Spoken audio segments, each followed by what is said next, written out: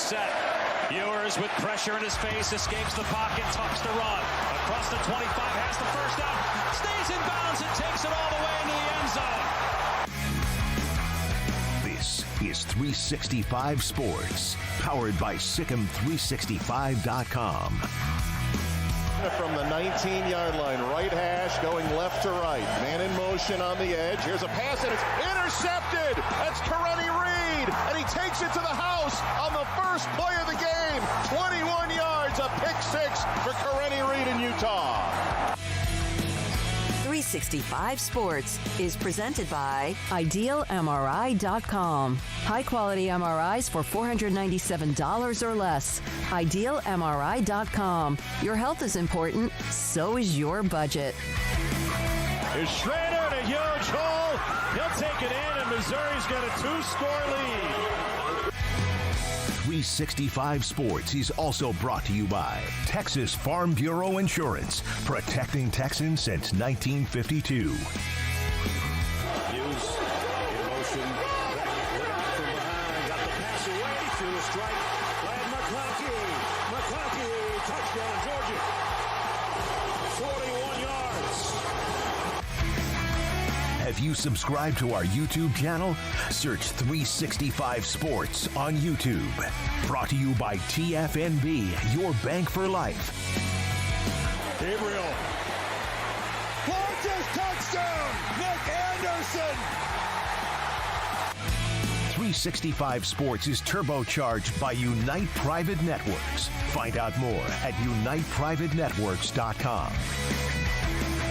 Wigman again to the air. One-handed grab, Evan Stewart! Freshman to freshman and a 15-yard strike.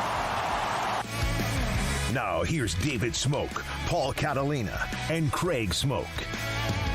And here we go, 365 Sports on a Thursday where the NBA draft is going on. It has some breaking news involving a former Baylor star. Also, the Big 12 basketball schedules have been released and much more to get to, including what EA Sports and that new game have said or is saying are the top 25 most explosive offenses in college football. A lot and to get defenses. To. Oh, defenses we have too. that too. All right. So Jack McKenzie and Emery Winter running the mothership, and Craig Smoke to my right on the set. Paul Catalina is off to the side, and we start the show. Let's go ahead and start with, by the way, the subscriber count, 49,897. 98. Almost 100 away from Paul doing the keg stand. We might end up doing it early next week and not wait until we get back from Vegas. No, I think we need to set up some pageantry for it and do some things, but it's coming. I'm not backing out of it. My own mother called me last night and said, "What is a keg stand?" And I said, "I'm glad you didn't pay attention when you came to visit Tallahassee all that much." But she's like, "So people are going to hold you up?" I'm like, "Yes," like we were explaining it to you. And she wanted to make sure that my shirt didn't fall over my head. And I said, "Well, no, that would defeat the purpose of videotaping this. Plus, it interferes with the actual chugging of the beer. So I will have to tuck in my shirt that day, at least that time. So we've planned out strategically certain things about it. So. Okay, good. That camera right there, that video screen right there, Jack, looks fantastic. Thank you very much for setting that up.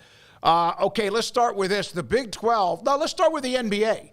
Last night, Jacoby Walter and Yves Missy both were drafted into the NBA. Jacoby Walter was drafted by the Toronto Raptors. Yves Missy by the New Orleans Pelicans. There's Baylor putting out the notes on those two. We'll get into a couple more nuggets about the first round that was last night. There's Jacoby Walter. There's Yves Missy. This is a young, raw, who at times was explosive and then yet just learning the game, oozing with amazing talent. And he now, both of them, first time, Craig, you put this up, first time that Baylor has ever had two players in the first round in the same year drafted.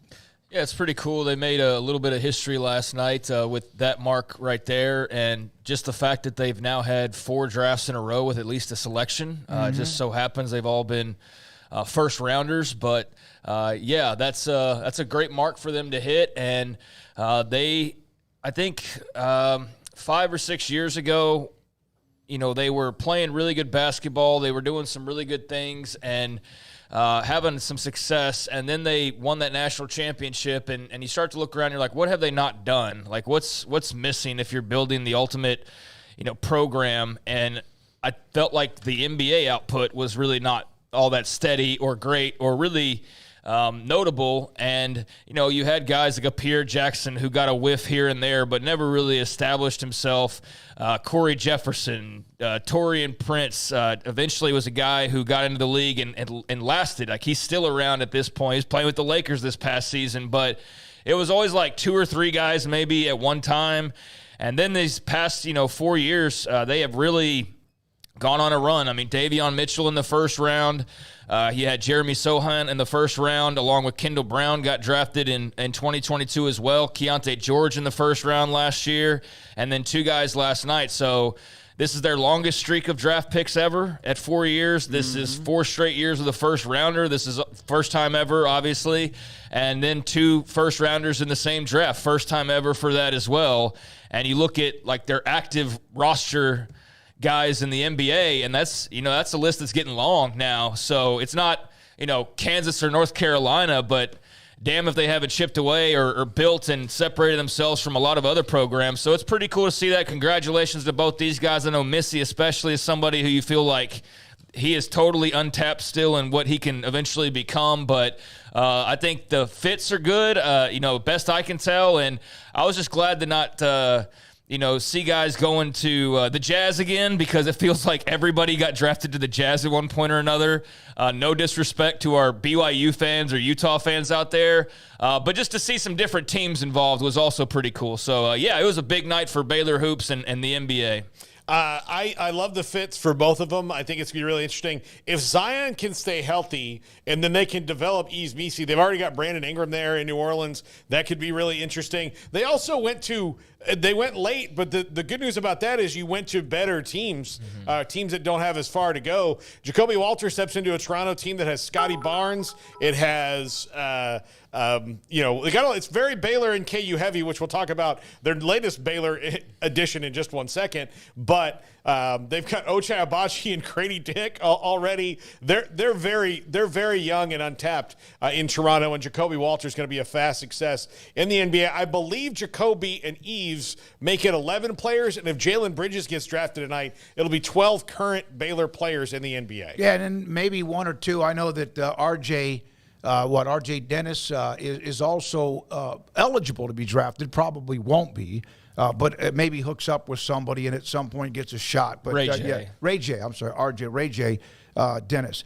All right, so here is the Big 12. Oh, we didn't mention the trade. Davion Mitchell. I thought that's right. Davion Mitchell has just been traded. We were supposed to the Raptors. We were supposed to interview Michael Grange of Sportsnet, who covers the Raptors, and he texted you and said, "Hey, I can go in 5 minutes." And you text me and said, "Hey, he can go in 5 minutes." Jack and I got everything set up to record it, and then I called him like 4 times, and I was like, "Man, I mean." Usually Canadians are much more polite than this. Then I see Emery says, we'll get a Woj bomb here. Davion Mitchell's going to the Raptors. And I was like, that would be why he can't pick up the phone. I'm going to see if there's a spot for him to slip in at the end, maybe towards the end of the 5 o'clock hour, to help us kind of talk about not just Jacoby, but now the Davion Mitchell trade too. So the Big 12 released their men's and women's basketball schedules. One of the first things I saw was Kendall Kaut mentioning that Baylor will not be headed to play at Allen Fieldhouse this year. That, of course, has become an every-year deal because of the Big 12. They've not done well there, but not many people have. But there's Baylor's home and away as far as home and away, and then the games that are also on the road only and games that are also at home. And so here's the thing. With the conference the way it is, Paul and Craig, there's no algorithm that you're going to escape. You're just not going to escape. There's too many good teams that you just aren't going to get one of those. Man, they got an easy break, and I've looked at pretty much every one of them. If you don't have a K-State or a KU or a Baylor or a Texas Tech or Arizona or whoever it might be, and I know I'm not trying to miss anybody on Houston, You got Iowa State. Everybody's going to have a dose of every one of those teams. Well, I mean, everybody's going to play everybody, but they're not going to play them twice, which is a bummer. Look, I'd be in for a 30-game Big 12 conference schedule personally, just because it would be good pretty much every single night. I understand that that's not tenable, but it looks like the way that they did it was you're going to get two little beast things, and then you'll get where you have to go to a rival twice or play a rival twice, or two big ones like Baylor has Arizona and Houston twice, but as a reward, they don't have to go to Allen Fieldhouse. Houston has Baylor and Kansas home and away, but they don't, see, I'm trying to think. Iowa State. They don't have to, they don't have to go to Iowa State or like some of those things. So it kind of balances. They don't have to go. They have to go to Tech. I'm sorry. But yeah, it balances itself out. I mean, it's cool. I saw Arizona fans wanting to know why they don't have a home and home with Kansas right out of the gates. So there's going to be little things like that. But yeah, I mean, there's a lot to break down with that many teams. You're not going to be able to cover everybody's wishes, no matter how long you spend on putting this together. So yeah, there's going to be little things like maybe you don't get the home and home with the team that you wanted, but I think there's a lot of fun things to chew on for the new schools and the the schools that have been around to be plenty happy with whatever they got. I don't think there's any schedule on here that I've seen at least where there's just people, over the moon upset about their draw. I mean, you're going to, with the amount of games they play, you're going to get some combination of some really great teams playing. No matter if you play them home and away both, or you just get them at their place, or they just come to your place, you're going to get a combination of an Arizona, Houston, Baylor, Tech, and it's going to be good, and it's going to be great, and it's going to be, I think in the case of the Pac-12, better than what you had. I think certainly for the four schools that entered prior to that, it's definitely better than what they had, to the point of it's almost too much better, where it's a big hill to climb up. I don't think that's necessarily the case for an Arizona per se, but I think it's definitely a fun league with a lot of interesting, intriguing matchups. And we saw Colorado; they got a little bit depleted through the NBA draft last night, but they were very well represented. And so, yeah, I'm excited to see how these new teams integrate. Arizona's obviously the headliner, and for good reason. But we're going to get some tremendous matchups, and I'm looking forward to how this league sort of settles in. There's a lot of different rankings that are being put out by EA Sports, College Football 25. We will get to one of them now. It's the offensive power rankings. The top. Can we get to our super chat first, because it has more to do with basketball? Go ahead. Oh, sorry. I didn't mean to interrupt you. I just wanted to make sure that we did that. He said, this is from Nate, $5 super chat. Hi, guys. How many more Big 12 schools will join the NIL basketball tournament in Vegas next year? Is this the future of preseason tournaments? I would say we have no idea of how many they will join it, but I would say that, yes, this is the future of preseason. Well, we've seen Baylor switch from Maui to there, and Iowa State, I believe, is a part of it. I wouldn't be surprised if there's probably 4 teams eventually from the Big 12. I don't know how many are in it already, but it's become a big deal. NIL money, of course, driving everything that's a part of college athletics. Yeah, appreciate the super chat, and thanks for watching and listening. And I think it's an impossible question to answer right now, but plenty will be involved. I think it's pretty clear that the future is NIL, tournaments, I guess you could call them, or going to places and getting those NIL benefits for your players. I think that's going to be the way forward. You're seeing some of the more traditional ones getting shunned now, with teams backing out to go play in some of the more NIL-heavy tournaments. Like, isn't that the one in Las Vegas, right? That's the big NIL one now. Yeah, so that's the one I think he's talking about. Yeah, I think that's the one that people are going to flock to, as opposed to going to Hawaii, as we've seen with recent movements. So, yeah, hard to say exactly how many and who any given year, but I think they'll always be well represented, and possibly a rotation, of schools every couple years or so. That remains to be seen, but yeah, I have no doubts that there will be a lot of Big 12 rep with NIL-heavy tournaments moving forward in basketball. You wonder how those tournaments are designed now, that because some conferences are going to play more games, and obviously the conferences are consolidated and even more difficult than ever before. How many more of those can you go dip your toe into?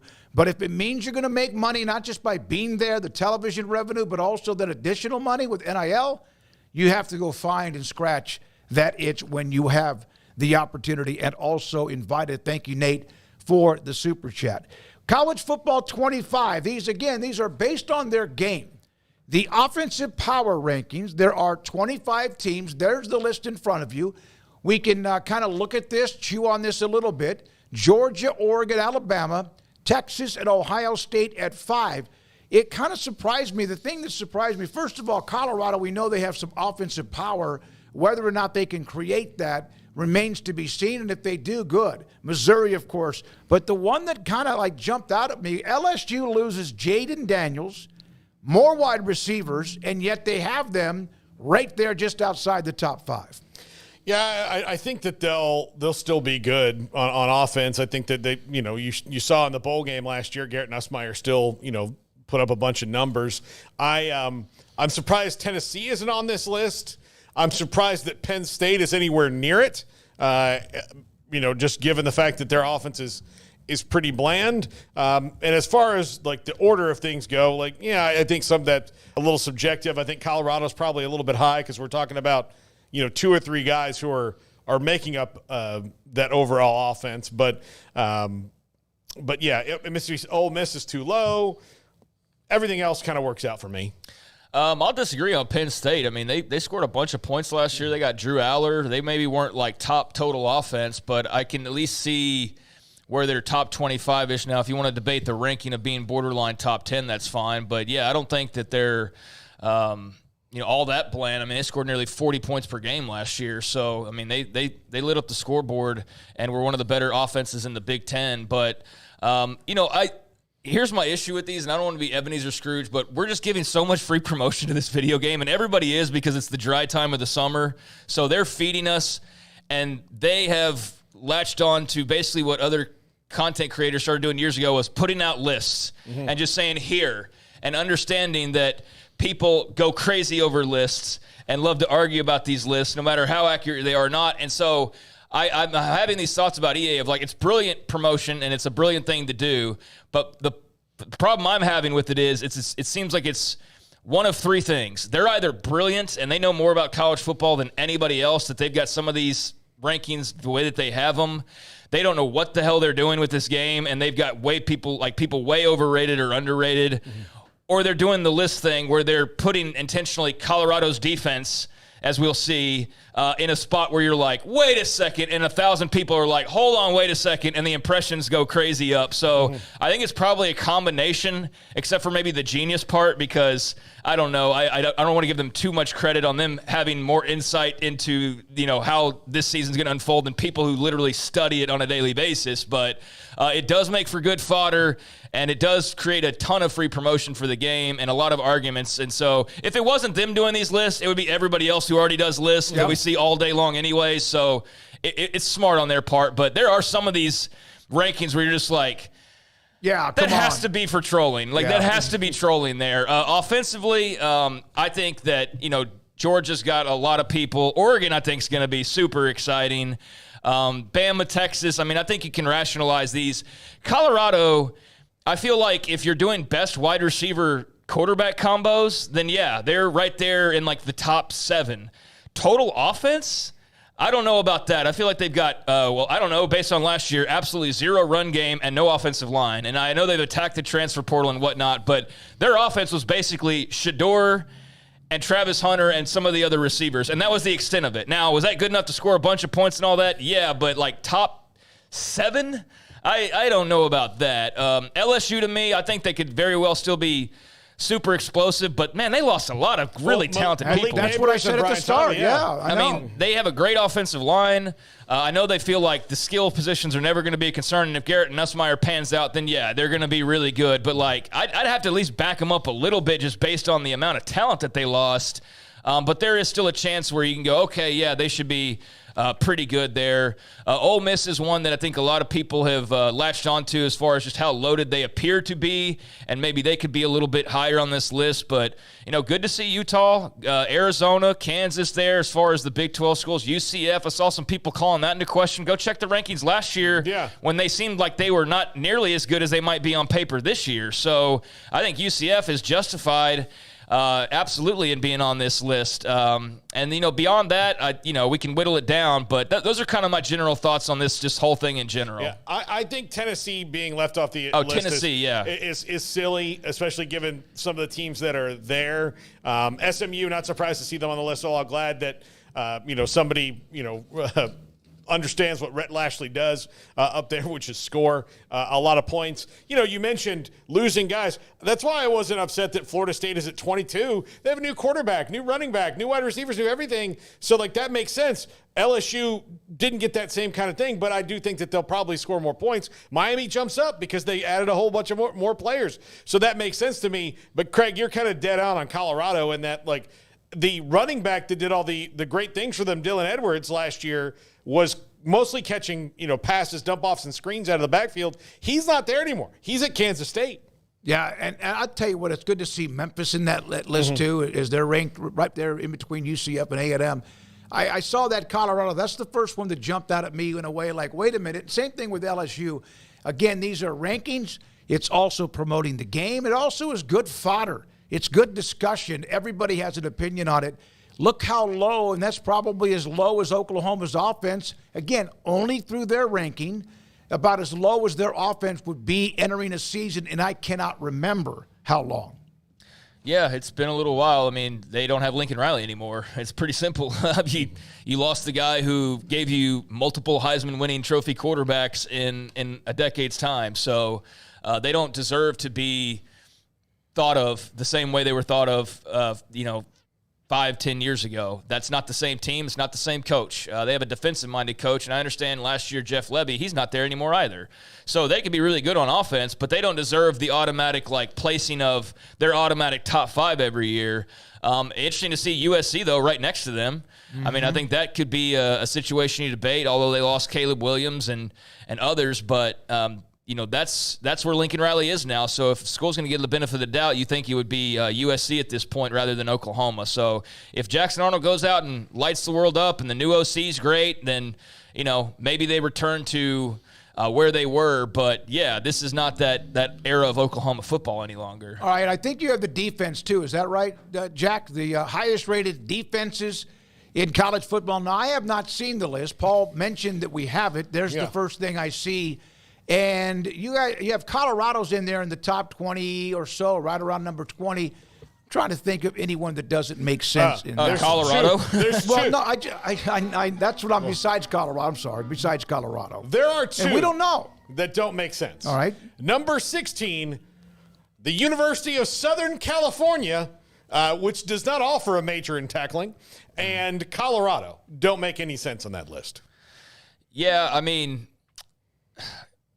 Colorado to me is the one that just jumps out because that's giving them a lot of credit for the transfer portal, I guess. Dion doesn't play for them. They know that, right? I mean, and that's what I talk about when I'm talking about the promotional thing. Like I said, we all gobble up things like this anyways from random people, and then you could have 10 followers and you throw out a list that's crazy enough. There's going to be 1,000 people that jump on that, be like, A&M is not better than we are in local McDonald's fry cooking, that kind of stuff.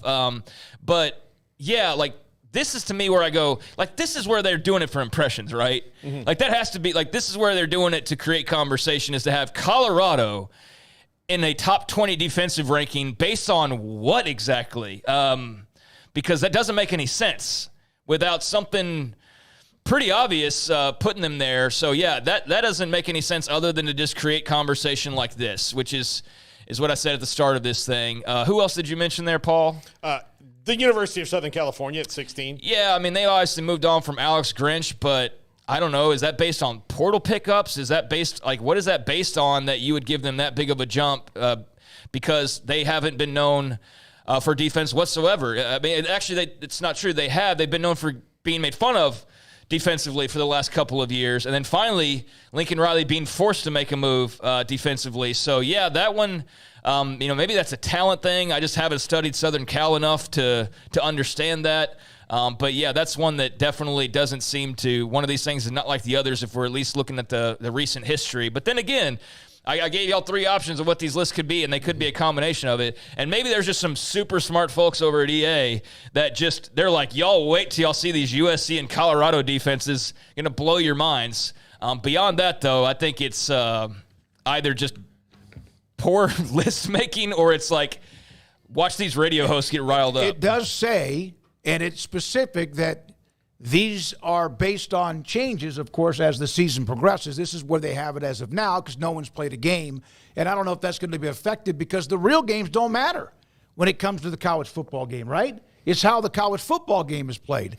Teams in the top 10 on both lists. Georgia is number 1 offensively and 2 defensively. Alabama is ranked in the top 10. Oregon in both offense and defense top 10. Texas, both offense and defensive top 10. LSU, no. Miami, no. Colorado, no. Missouri, no. And then I'm looking for that. Is Clemson? Nope, they're not in the top 10. No, they are. They're 10 offense and number 5 on defense. And Notre Dame is not in the top 10 offensively. So there's about 4 teams that are both. And those are the ones who everyone thinks might win the national title. Yeah, I mean, there's some teams that obviously make a lot of sense. Georgia's, Ohio State's, your Texas's, your Oregon's. That there's a reason why they're all pretty much unanimous top 10 selections. Good to see Utah getting some respect. That's why we expect them to be pretty good. And there's a few of those elite teams that are probably you basically just reeled off a lot of the national championship contenders odds wise. I feel like I did not mention Ohio State. I'm glad you did. Yeah, I mean, they're right there at the top. Yeah. Kansas State, getting some love defensively as well there towards the end. But, yeah, I mean, I give people the benefit of the doubt. This is based on this year. I don't know how you come to the conclusion based just on this year, though, that you place, again, I don't want to pick on Colorado, but that's why you put them in the list is to have people bogged down on them and talk about them. But even if you're just basing it like last year doesn't matter, well, it kind of does to at least a little bit of an extent of like having an idea of what you're ranking. Otherwise, I still don't know how you're just, if all things are equal, placing them, here and there in these lists as far as especially on defense. But and Iowa, I mean, seems a little low, no? Yeah. No, look. I mean, seems a little bit low for the Hawkeyes. I mean, the one thing we know they can do is stop people. Right. Yeah. I mean, they're not even in the top 10. I mean, what are we talking about? Exactly. Iowa being 13th on defense is a bit of a, I guess a nudge to the fact that they don't have like the highest recruiting rankings but they always have somebody drafted, like multiple guys drafted off defense in the first 2 rounds of the draft. They stop people. Iowa claiming like they've got this great well-rounded team is like, if Emory and Jack had a bench press contest and their combined weight was 500 pounds, but Emory benched 450 of it. Why did you have to take him over Jack? I mean, Jack's a pretty big boy. Jack's more of a leg guy. Yeah. Okay. Iowa, outside the top 10, it doesn't make sense. Again, some of these don't, but I wouldn't sit there and guess. They're going to be damn good on defense, and they'll be a little bit better. They can't help but be better on offense, which makes their defense even better because they maybe won't be on the field all the time. Arizona. You guys see them on the defensive top 25? They were really salty last year. Yes, they could put up some points too. Now, they've lost some people, including the defensive coach. Also, the defensive tackle went to Texas. But that's one the chat room brought up, that Arizona was not listed among the top 25. Well, I think when you lose Johnny Nansen, that's like kind of a blow. But again, we don't know who are making these rankings, so that could very well just be a complete oversight, or that's where Colorado had to fit in to get people going crazy over these lists. But yeah, I think Arizona's probably being a little bit disrespected, and maybe even by me. I have them as a top 5 team in the Big 12. I know some people might scoff at that and say, oh, they're going to be top 3, and maybe they will be. But I just do have questions about even if you bring back your Takario Davises and guys like that. They did far better than I think most people could have expected when Jed Fish left in terms of retaining talent. But I think when you've lost some guys up front, you lose Johnny Nansen, like that's maybe where the thought is as far as that goes. But the good news for Arizona is that they might be a sleeper team. Even though they're getting some love, they're not getting love at like being one of the top teams. They're getting love at being like a second-tier type of a team. So there's plenty of room to prove doubters wrong. And even if they were to settle in and that's really where they are pegged is where they end up. That's still a really good season considering all of the changeover, including the changeover in conference. But I know there's plenty of Zona fans that feel like they're going to be better than they're being given credit for. So they've got some room to obviously show that based on all the rankings we've seen from EA or otherwise. They're getting some love, but not as much as maybe they think they should be. We'll do one more with the Dennis Dodd story, and then we'll break and come back with Paul and the question he saw that is, and we'll tease it for you in just a second, about if you happen to fall into a coma for about 30 years, what's going on in your mind now based on college football? One more, 18 LSU defense. Yeah. Did we not watch LSU's defense last year? Mm-hmm. Let's call Mike Scarborough right now, ask him just that one question about if they have the 18th ranked defense in the country, what humiliating thing could we get you to do? And he'd be like, there wouldn't be a humiliating thing you couldn't get me to do, because the thing he told us, and he even said it, I think when you guys had him on like 2 weeks ago or a week ago, whenever that was, that this is the worst defensive line they've ever had. Yeah, they got everything else. But one thing they always had was great defensive linemen. You know, they could there's like 7 that were interchangeable. Interesting to see Oklahoma State defensively, not offensively, given that if you're going to give them a nod somewhere, you'd think it'd be on offense as opposed to on defense, even though they've got guys coming back all over the place, but just offensively, it's like they're pretty intact. So that's another one. Like, we could do this all day long, but, that's what it's for, is for fodder and debate, and they certainly accomplished that. Max Olson will join us, by the way. He's our first guest today at 4 o'clock. Kendall Kaut at 4:30, his thoughts about the Big 12 men's basketball schedule. We have Paul's top 5, Craig's off the radar, and Bill Riley, who is the voice of Utah athletics today, will join us at just after 5 o'clock. We'll break here, Jack, if that's okay. Break and come back. Dennis Dodd with a couple of notes on the NCAA Division I Council on schools that are getting investigated and how they can get bonus points, so to speak, which I always thought was the case, but not every time. And then also a look at, the story about what's the difference in college football from 1994 to 2024, that and more. Appreciate your time. Please hit the like and subscribe button if you haven't already. We closed in on 50,000 subscribers. Help us get there. This is 365 Sports. Stonewood Dental, Robinson, Texas, Dr. Steve Childress, my dentist, who back during COVID, I was able to go by and see him once things opened up just a little bit. And by then, I had some dental work that needed to be handled. He actually reached out to me because he wanted to know what we were going to do next because of the changes in our career in 2020. And I went by to see him. He became one of our first sponsors right off the top. And then we talked about a game plan for me and my dental work. I had a bridge that was loose. It seemed like about every other time I went to the dentist, either it wasn't cavities, but I had root canals, which basically were the start, the end of having a cavity. I had a couple of other teeth that needed to be pulled, and I've been able to get through that. Still more work to be done, and constantly making sure that I don't just go through the bells of brush my teeth, that's it. You got to stay ahead of the game. And I didn't for a long time. If you're nervous about calling the dentist because you have not been taking care of your dental work, I promise you, you will absolutely enjoy the experience, even if there isn't good news, with Dr. Steve Childress and his staff, dentists, tech specialists, and more. Stonewood Dental in Robinson, Texas. Cars priced right, day and night. Average your car in Texas. Trucks built for you, red, white, and blue. Average your car in Texas. Cars that zoom with lots of room. Average your car in Texas. Count on us, a dealer to trust. Average your car in Waco, Texas. Let the journey to financial brilliance begin with Genco's limited time offers. Max your earnings with a Kasasa cash account and get paid monthly with a 4.25 APY. That's $425 annually. Then invest in a 13-month share certificate and earn 4.9 APY. That's $529. Earn cash and outshine the rest. At Genco, we offer you the sun and the moon. Kasasa based on average daily balance of $10,000. Certificate based on $10,000 investment. See GencoFCU.org for details. NCUA.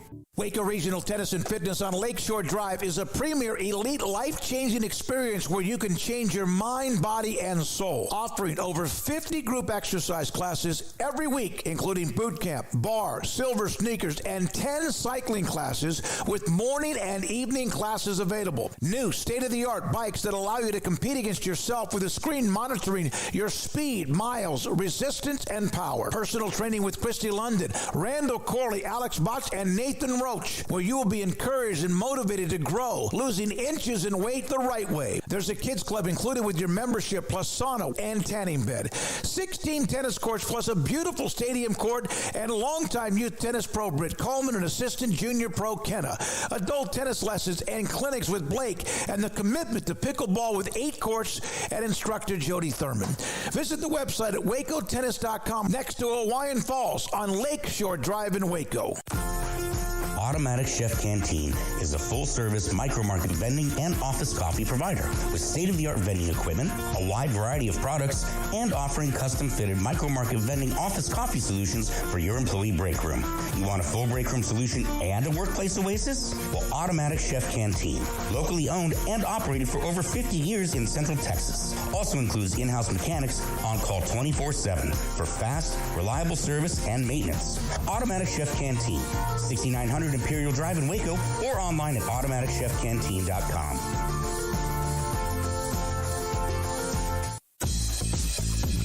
Baylor Scott & White Southwest Sports Medicine and Orthopedics, the team physicians for Baylor Athletics, diagnosing and treating all sports-related injuries, including concussions. These specialists also provide orthopedic services for athletes and non-athletes alike, whether it's knee or shoulder pain, a wrist injury, orthopedic spine care, and even an arthritis and total joint clinic. Trust the doctors Baylor Athletics trust. Baylor Scott & White Southwest Sports Medicine and Orthopedics wants to get you back in the game.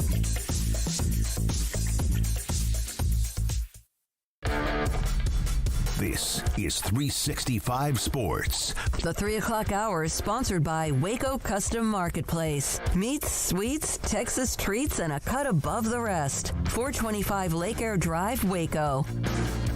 Saw this note. Actually, it was late yesterday. Dennis Dodd, remember the NCAA Division I Council has come up with a lot of different rules that they have set moving forward, including cannabis not being a part, cannabinoids are not going to be a part of the cannabinoids. Yeah. No, cannabinoids. Be a part of the drug testing. Also, there's a couple of others. The transfer portal changes a little bit, but they made some decisions. We talked about that yesterday. What was the other one we discussed yesterday from them? The NCAA Division I Cal. I don't know. We talked weed for like 25 minutes, Yeah, we I feel did. like. Analysts can coach. Analysts, right, well, yeah, that was the one that probably is more impactful, although the cannabis one is going to be quite impactful. By the way, did you ever get an answer from Gary Patterson? No, I didn't get a text from him. I'm not even supposed to know if I should text him or not, but that doesn't mean I'm not going to, and not in a disrespectful way. And I also sent Brent Ingram a text at Baylor. He said, honestly, that it's the same thing I said yesterday. Honestly, they're still trying to figure it all out. I would think you would want to know by 24 hours. For example, Texas today hired the former Michigan State defensive coordinator. Don't think that just happened to be a part of an analyst job. Oh, yeah. Well, the other thing that's funny now, like this is about the 10th thing in a row that they've changed a rule on. And then when people are like, okay, well, that's cool. How does it work? And they're like, oh, we don't know how it works yet. This is just going to be the rule. Yeah, I feel like this, though, has had a lot of buildup. Like, they've been talking about this for quite a while, so I feel most teams should have been ready to go. And not to say that Baylor wasn't in the case of Gary Patterson, but I don't know. It just seems like it would make sense if y'all had kind of talked that out. They have been talking about this for over a year. Yeah, and so if it was going to be up for discussion and possibly passed, you would think it starts now, or maybe it's still a few days down the road. But yeah, be ready to go. But Texas, they added, as you said, a big piece there on defense, and so they're loading up, man. I mean, they are loaded to the gills as far as on the field, off the field, all that stuff. But yeah, I'm very curious, like I said yesterday, to see how deep this goes. Like, how many analysts are we talking? You know, you used to talk about Alabama and all of their special analysts when they really seemed to be the team that kind of, I won't say abused, but like, you know, they really like ramped it up to a level of like excess maybe even that others followed. And so who's going to be that team where they just have like, you know, a handful of former head coaches on the staff coaching on the field during the week? because of the new ruling. So yeah, that's going to be a very interesting move to follow, and maybe there's nothing to it as far as it being excessive, because like, how many can do you any good after a while, right? Like, do you need 10 former head coaches on your staff, or is that going to create more problems than actually having maybe just a couple of guys? So that'll be a unique thing to kind of see play out over this next year or so. All right, so this is the Dennis Dodd story. Division I Council adopting changes to the infractions process. This is if you're getting investigated. The part of it is the cooperation impacts prescribed penalties, including the removal of a postseason ban for most cases. The changes are effective on August the 1st. So here we are, like Craig, you mentioned on the analyst. Everyone knows this starts August 1st. You hope you never have to get to this particular one, because that means you're being investigated. Volunteering all pertinent school and personal information that is in the party's possession or should be reasonably expected to further the infractions process and its expectations. Identifying individuals to be interviewed of whom the enforcement staff might otherwise be unaware of. Expending substantial resources to expedite the gathering of information. Taking sufficient action to address violations through self-imposed penalties or proposing meaningful corrective measures. And finally, recognizing and bringing to the attention of the enforcement staff violations related to the investigation about which the enforcement staff might otherwise be unaware. Now, wait for a second. I'll say this first thing. Stephen F. Austin turned themselves in, remember, about, 3 years ago or so because of some grades issue? They turned themselves in, and they got hammered. They got no benefit of the doubt at all for turning themselves in and saying, here is the file. These are all the things we did wrong. Should they have been hit? Yes, because they were doing things wrong. Should they have been hammered? That's debatable. But they got no benefit of the doubt. They still got slammed when they still said, okay, here, I'm opening, I'm taking off the covers and the blankets. Here's what we have. Yeah, this has been a huge thing for the NCAA. Not just and it's not like a recent phenomenon either, where they've all of a sudden become backlogged or, very slow in their judicial process, where by the time they make their decision, all the people who broke those rules are gone, and like Tennessee's case, they fired Jeremy Pruitt. They went after his they fired him for cause, all these things. So yeah, they broke some rules and Jeremy Pruitt broke the rules, but Tennessee didn't cover it up for him. As soon as they found out, they did what they should have done. So I think there needs to be credit for programs that, hey, we found, we talked about Chris Beard yesterday getting fired right away. Had they covered that up and then they found out, not only is Chris Beard doing this, but he's also got some recruiting violations, then yeah, that's what you should punish. But everything should be punished, but there's got to be a faster way to do it. Hopefully this works out. Ultimately, I think all this stuff with the NCAA is never worth the paper it's printed on, especially now, because is it going to be around in 3 years? Yeah, I mean, I don't know about the NCAA and its longevity, but you just read off a bunch of stuff and it just went in one ear and out the other. No disrespect. It's just they're saying a lot to not say anything. It's the NCAA. Are we cowering after reading that? Let me do this. They're saying that if you cooperate and give them everything you have that they don't know about, you will get probably more of a benefit of the doubt. They just put it in a bunch of different bullet points. I don't believe that. I don't believe it. Yeah. So, and the thing about fines is, okay, hey, Tennessee, you owe us $50,000. Okay, here you go. Boom, bink. SFA, that's a different story. Yeah. That $50,000 is way harder to come by. Oklahoma State basketball. And I'm lowballing it, you know? And so we've seen this. You say one thing, you act a different way depending on who it is far too many times that I don't know. Do schools really benefit by cooperating? Have they really benefited in the past? Maybe in some cases they have, but I don't think in every case that's been that way. Oklahoma State is an example of that. So I don't know, man. I wish it was more black and white. And you could see a case and you go, oh, yeah, they're getting this and they're getting that and they'll be fined this and this and that. But it seems like it just kind of is on a whim what they decide to do ultimately. And that's why I just don't believe or really care what they're saying here. So if you want to take the risk and cooperate, by all means do it.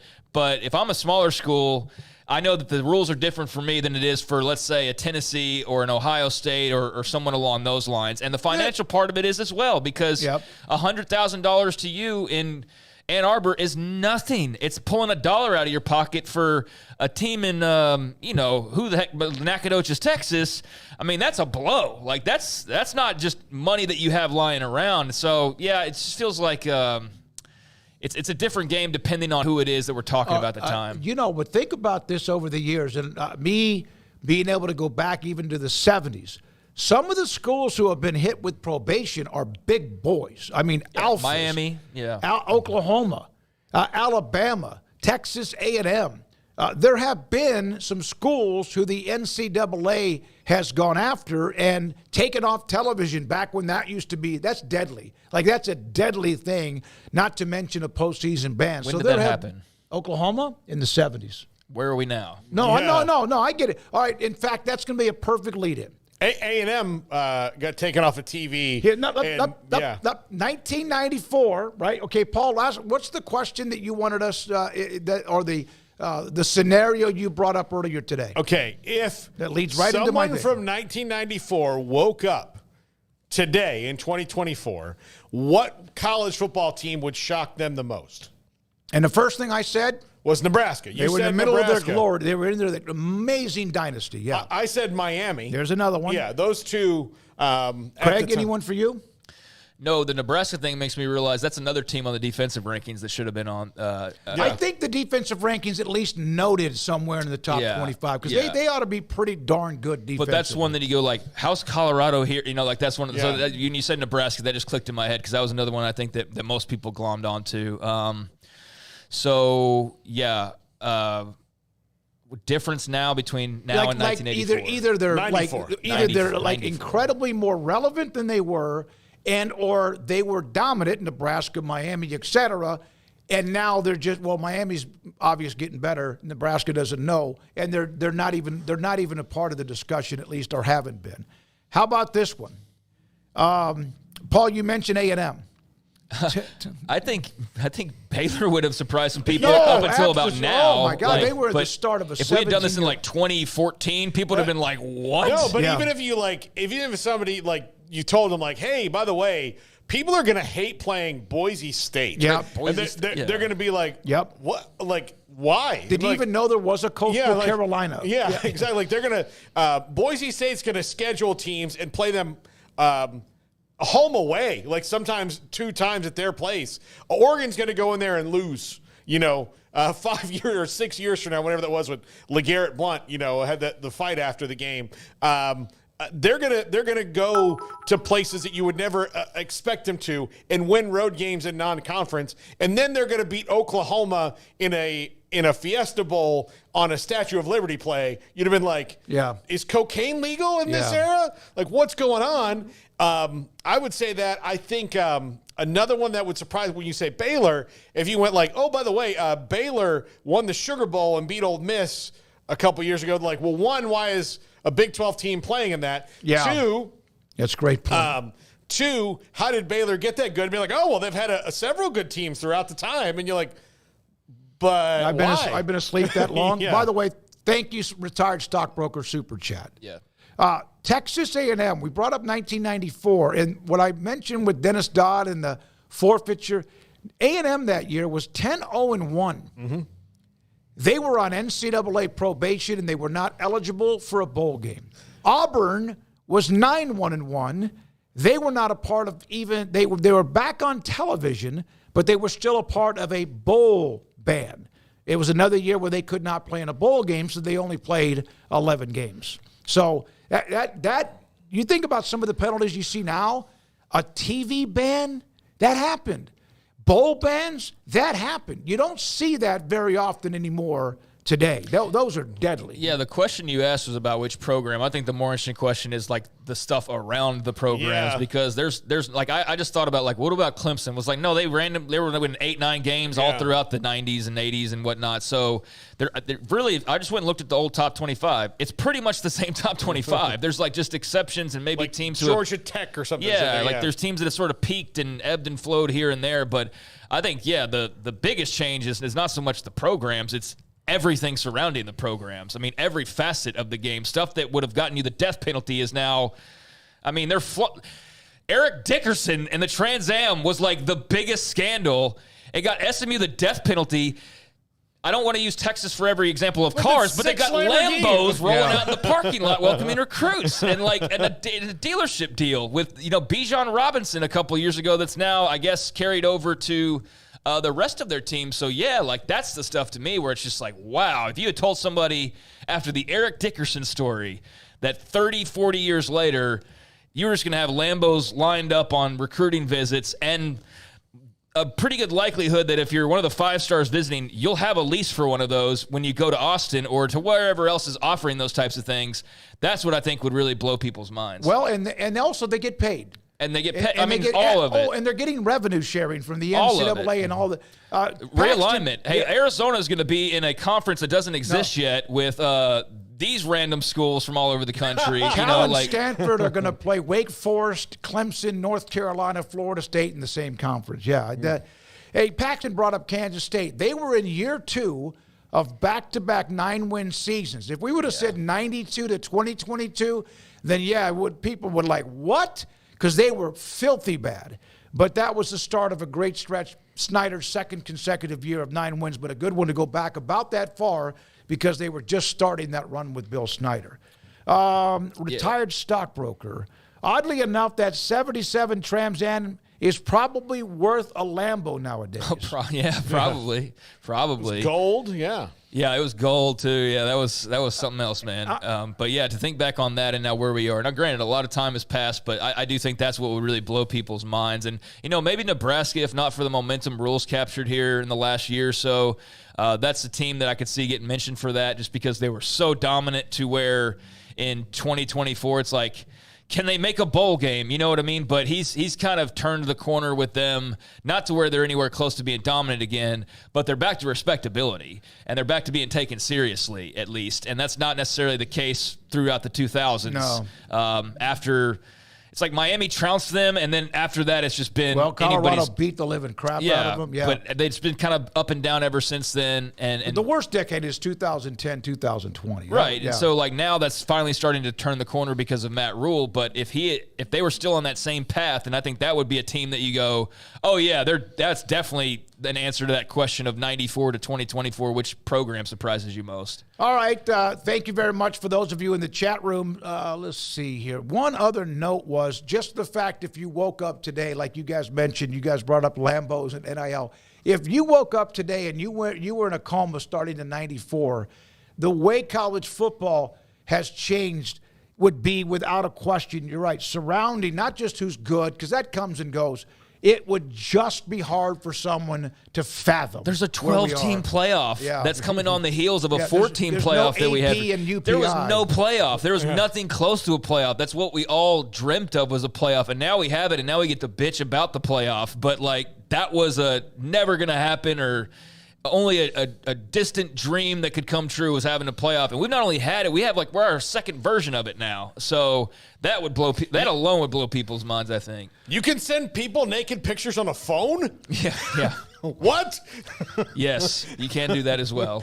What? Not necessarily college football related, but maybe with some coaches it is. I don't know. Yesterday it was Pornhub and Emory. What did the Michigan State coach get fired for? That's right. Yeah. I mean, oh my goodness. Someone mentioned that Oklahoma State in the 80s got popped in football. Oklahoma State will be prohibited in playing in bowl games for the next 3 years, banned from live TV for the next 2, lose 5 scholarships in each of the next 3. That was a 4-year ban, but that was back in 1989. So back into the early 1990s, they got slammed pretty good. About the time it would have been after Jimmy Johnson was there, he was already into Miami and with the Cowboys by that specific time. Yeah, I think in terms of your first talking point with the NCAA rules and cooperating with them, I mean, to each their own. To me, that's a story that's of somewhat interest, but I think it'll just be a case-by-case basis. I don't think that that's something that's breaking news, top of the headlines necessarily, but it is interesting because they are, just like all of these schools, just like everybody involved, wading into uncharted waters and still trying to maintain. They're like, hey, we're the NCAA. We do have some authority, right? Like, we do have the power to punish, and we have the power to do this, and we've seen teams be very flippant, and we've seen teams be fully cooperative, and it's paid off in some cases, maybe in others it hasn't. But, I think that'll just be, I guess, the determination of the schools, and maybe you just play it safer than sorry, and you cooperate and take your chances there. But that probably is the best thing to do. But I don't know how much it changes things in the grand big picture, really, compared to how schools were already sort of operating with the NCAA. A couple of other notes. Bruce Feldman's going to join us next week on a list. Remember yesterday's list about, or was it 2 days ago, the most difficult, toughest stadiums to play in? He put out a list in the top 10 in the Athletic. He's on a vacation. We'll be back with us sometime early next week to join us on his top 10. Speaking of vacation, Garrett Ross is on vacation, and he added a couple of schools who, if you were in 94 and you looked back to now, Kansas. Yeah. Oh, yeah. And UCF. Yeah, like they started at 94, something like that. Hey, in 30 years, you guys are going to be in a Power 4 conference and be playing the likes of Oak State and Texas Tech and K-State and the rest. Yeah, that would probably blow some UCF fans' minds back then. You're going to go from a total commuter school to one of the largest schools in the country, in the world, with a huge, gigantic alumni base. Yeah, that UCF, I don't know if there's like an educational institution that's done more in a shorter amount of time than that place has. Yeah, they've played in like 350 games, so that goes back about 30 years. That's about the timeline. Yeah, it's about. Yep, that's the timeline. I remember there was a kid. I don't know who it was from Fort Myers that played on their first team. Like, it was like a big deal because he was kind of a local star, and he went and played on their first team. 1990, I think it was. Yeah, I remember. Right? Yeah, So I remember him being there, and I remember we had a guy of our high school who went and played on USF's first football team. You had so many guys you played against in Florida that ended up doing pretty well. Yeah.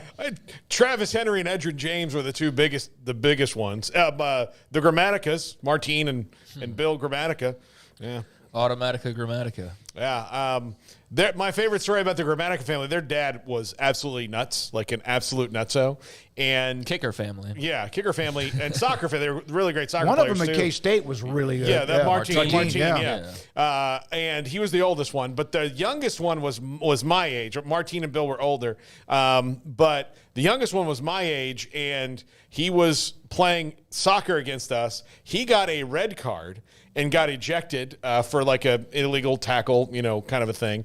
His father then waited in the parking lot for the referee and pulled the knife on him. No. Yeah. Yeah. You see that on Twitter every day now. Yeah. That was an interesting night at the thing. Like, we were leaving the game, and I wasn't a player on the team, I was just there. And then they said, hey, you guys have to stay here for a little while. We're like, why? Well, the cops have to arrest the Grammatica's dad because he tried to stab the ref. Their first year in football was actually 1979, but it took a while for them to move up the ladder. Or I guess their first year of Division I or something, whatever it was. Absolutely. But they've had some dudes, and Gus Malzahn, and that's kind of one of those teams that's kind of in the middle when you look at a lot of the predictions that really could be a lot of fun to watch, but also might be just a little bit better, maybe even more than a little bit better, now that they've experienced that first year in the Big 12. The top 10 teams in 94, how many of these have changed? Nebraska. That's changed. Penn State. No. Colorado. Yep. Florida State. Nope. Alabama. Nope. Miami. Yeah. I'd say give them the benefit. They're definitely not 94 Miami, no. All right. Florida.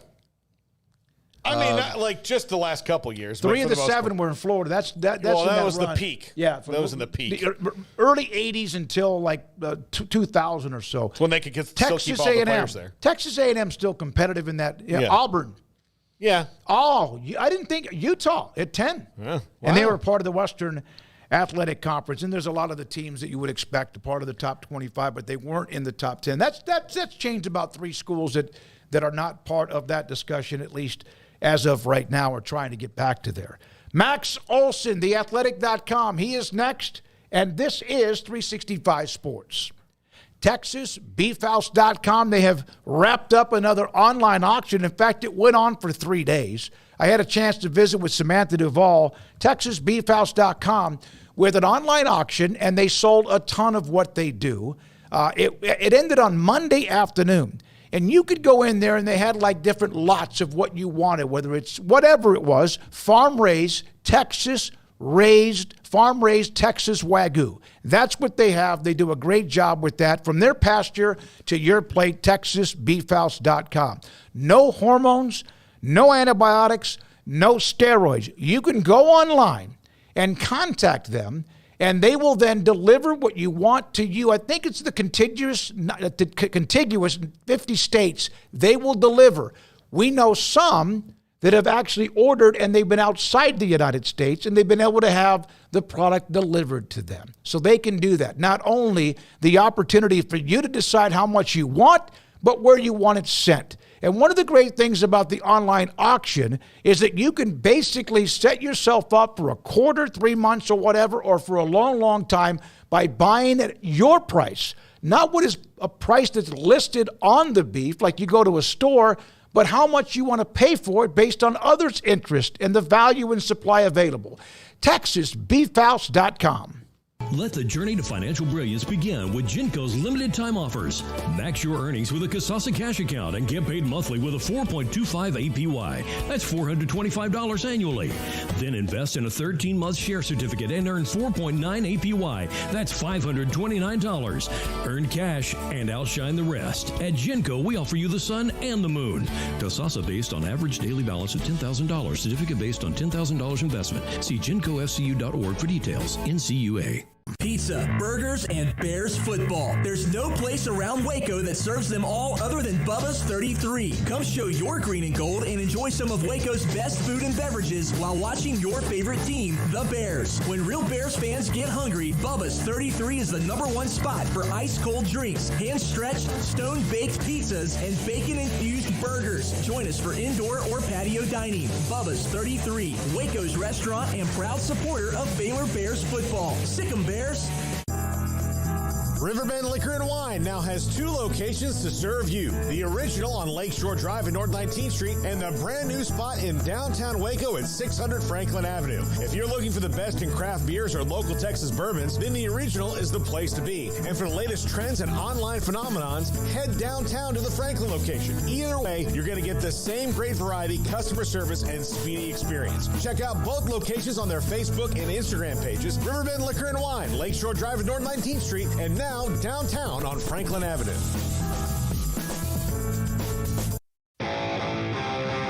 This is 365 Sports. Text us at 254-339-1122. The text line is sponsored by Riverbend Liquor and Wine, with the most extensive variety of craft beer in Waco. A hidden gem on Lakeshore Drive and 19th Street. We will hear from Max Olson, theathletic.com. In fact, we hear from Max Olson, athletic.com right now. Paul Catalina, Craig Smoke, I'm David Smoke. Max, I know that we spend most of the time when we have you on about college sports, college football and all that. But what was your take after all of what happened in Omaha, right there in your backyard, and the craziness of the last 2 or 3 days that led to Schlossnagle going to Austin? Hey guys, appreciate you having me on. I'll be honest with you, I was sitting front row at the press conference Monday night when Jim Schlossnagle said what he decided to say.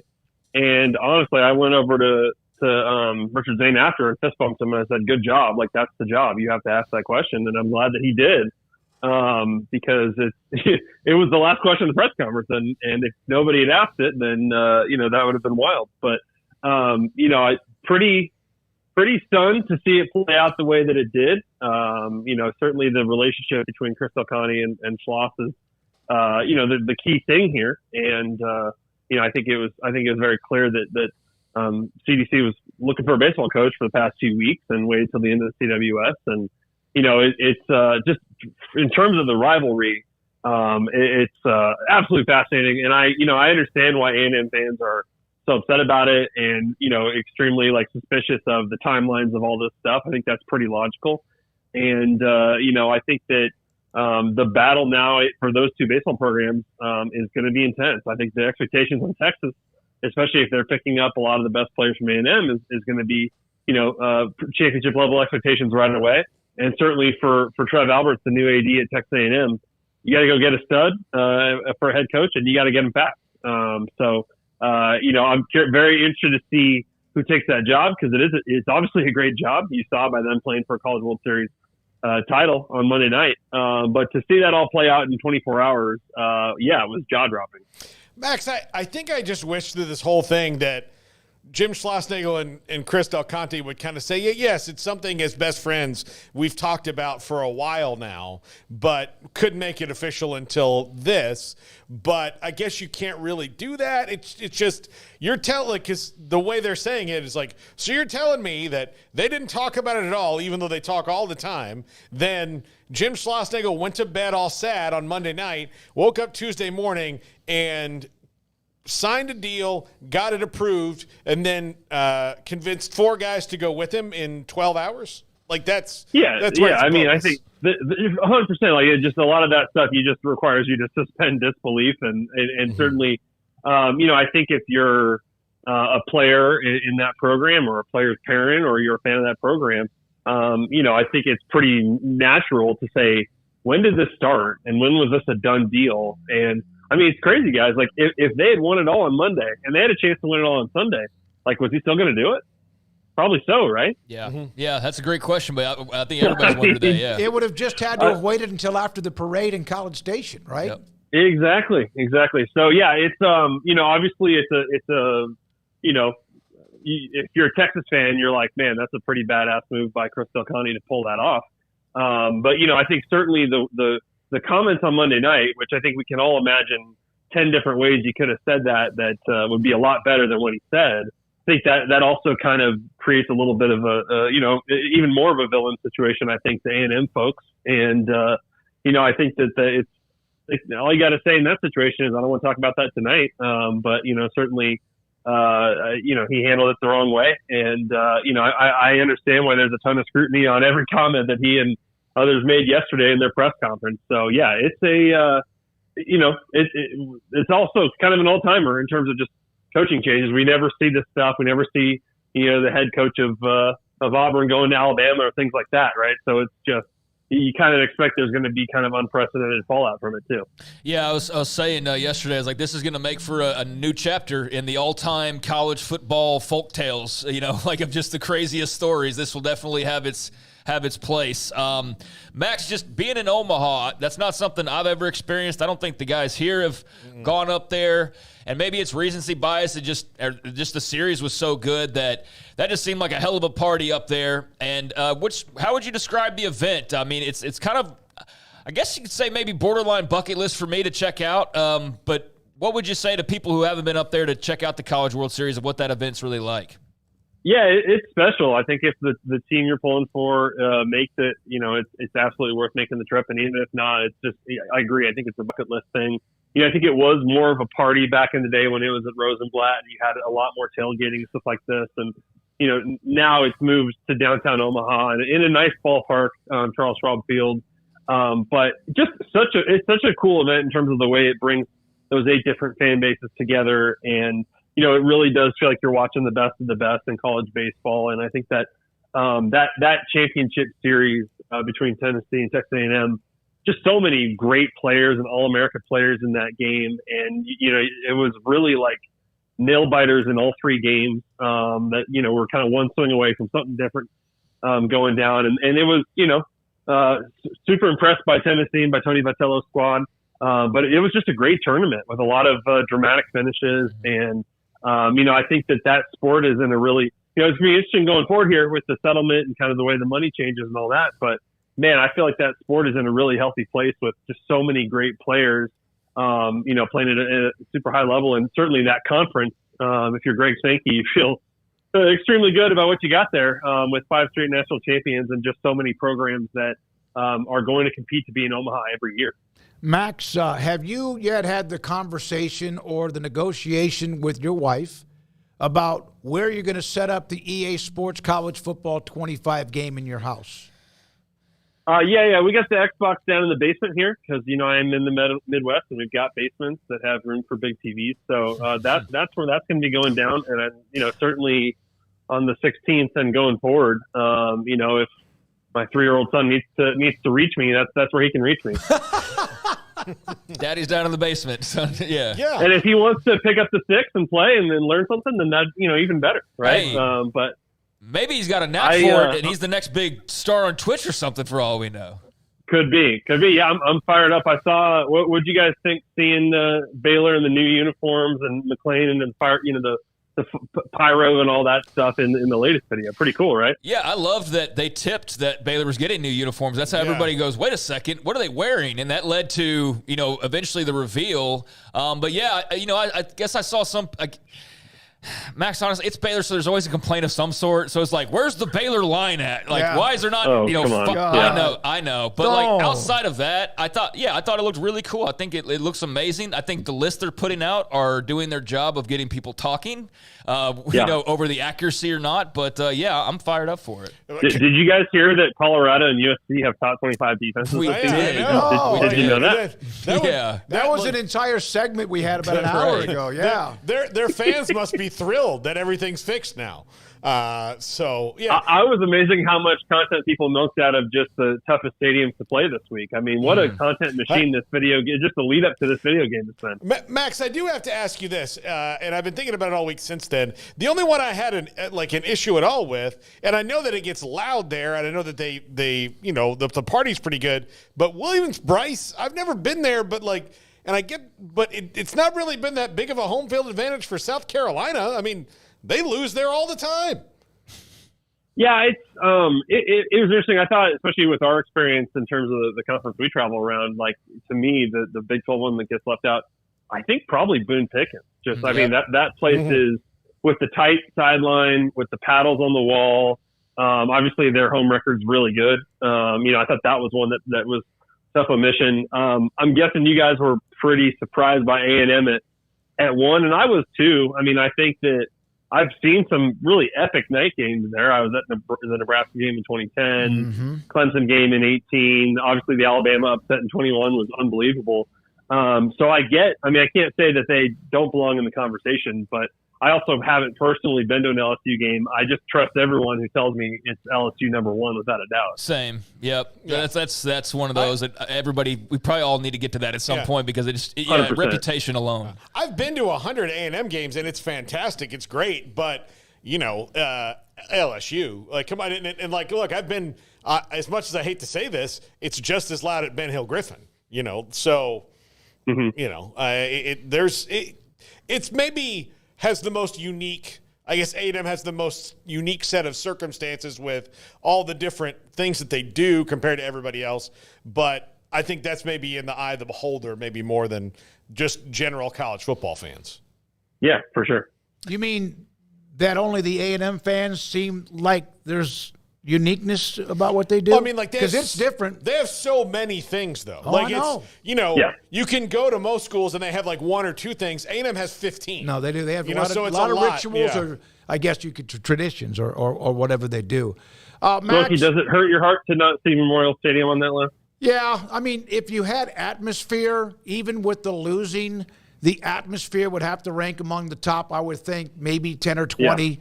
Yeah. But as far as a home field advantage, no, it doesn't surprise me. Not lately. No. I think the last time they won a big game, and I don't even remember. This is when it may have been the year Ohio State went through a bunch of quarterbacks, but when they had a game at home against Ohio State, and the kid from Plano, Rex Burkhead, had a big game, and I forget, but they won that game at home, and that's like one of the last ones I remember where they actually beat somebody much better than they were. They were still good, but that was one of the biggest wins they've had, and that might have been 10 years ago. Agree. Yeah, that was back when I was in college. I think that may have even been the Luke Fickell year at Ohio State. So probably they weren't even that great, but it was that was a pretty special night game. They've had some upsets since then, but I agree. It's not quite been the intimidation factor over the past decade. It's a great atmosphere, though. It is a great atmosphere. Max, go ahead. Did you have any that just jumped out to you? Places? I mean, you've been to more places than I think all of us have probably been combined. But was there anything that you felt was a snub or too much outside of the ones that we mentioned? Like, Kyle Field's great, but it's not number one. That kind of deal. I got to go to Virginia Tech a couple times in my career. I'd say that one is I'd say it's up there. I know they were pretty high on that list, and it's just in terms of the volume. I know they get a lot of hype on the pregame stuff, Enter Sandman, and all that stuff, but that place can get rocking for sure. I know they've been another program that's been down lately. Another one that got left off that's pretty good is Washington. Washington, and obviously they had some huge home games last year, but another place that you can feel the press box shake a bit and stuff like that. I think that Washington probably got snubbed there, but yeah, it's fun. Lists get people talking, and there's a ton of SEC ones I haven't been to, so hopefully I can cross those off the list someday. All right, so we have media days not far away, and Las Vegas, and then the next week there's the SEC, and of course there's 4 of the autonomy conferences now, among others. What is your schedule? Have you lined that up yet? For media days? Yeah, as far you'll be in Vegas. We know that because that's. I will not be in Vegas this year. What? I'm sorry, I will not be in Vegas this year. No media days for me this year. I mean, why do we even go now? Can you guys please order some doubles just to pour one out for me out there? Sure. Yes. The doubles will be $22, but still, it would just be a nice gesture. Yeah. I got you. Are you not allowed to be there? I mean, you're not credentialed, or you just they've made decisions on who's going or not? No, yeah, we got other folks going to it. I'm sure you can catch some of our gang from the Athletic there, but honestly, we got the game coming out, so I mean that's going to take up the back half of my July for sure. Okay, all right, you're right. A lot of content around that. That's exactly right. That's exactly right. Max, we appreciate it. Enjoy whatever you have left of the summer. We'll see you soon and talk to you soon too. Thank you. Thanks, guys. It's Max Olson, theathletic.com, with us on 365 Sports. He's not going to Paris? The Olympic Games? Yeah. Well, I mean, they got to have somebody cover it. Somebody's got to cover it. I don't think he's go to Paris, though. I would love to. He could go there and go look at all the great basketball players, because they had several drafted early last night in the first round. You know my favorite story about the Olympics so far has been, Smokey? They haven't started yet. No. The build-up to it is there's 2 things. One, they're going to try to swim in the Seine, which has now it's a very polluted river. Polluted river. And is that going to be so many French people thought it was disgusting that they actually went and had a gigantic poop off in the Seine because a very unpopular politician said that she was going to swim in it, and she's going to keep pushing the goal line on that. Also, France decided they were going to have the greenest Olympics ever, and they built an Olympic village that had no air conditioning, and they said, you won't need it. And all these countries are like, well, we don't trust your technology, so we're bringing air conditioners anyway, and it's worse than it would have been had they just put in air conditioning. What does green have to do with air conditioning? Well, the energy used. The energy used and all that stuff. Because you, especially if you are, an Olympic athlete and you've been out there doing something, you know how we run our hotel room. I know all of us, we go to the hotel room, can go to 60, it goes all the way down. Yeah. Well, none of us have been, doing the steeplechase. So if you do the steeplechase and come back to your hotel room and it's at 75, you're going to be like, screw that. Yeah. That's one of the great things about staying at a hotel is that you can turn that air conditioner down, and they're always blowing so hard you can get it down to 60. But we'll be in an Airbnb in Vegas, so that thing was very comfortable to live in. All right, around the corner, Kendall Cowd, his thoughts about the Big 12 men's basketball schedule being released just after 5. Bill Riley, who's the voice of Utah athletics. Craig's off the radar in this hour, too, and this is 365 Sports. Build it with steel. Metal shops to beautiful barn-dominiums.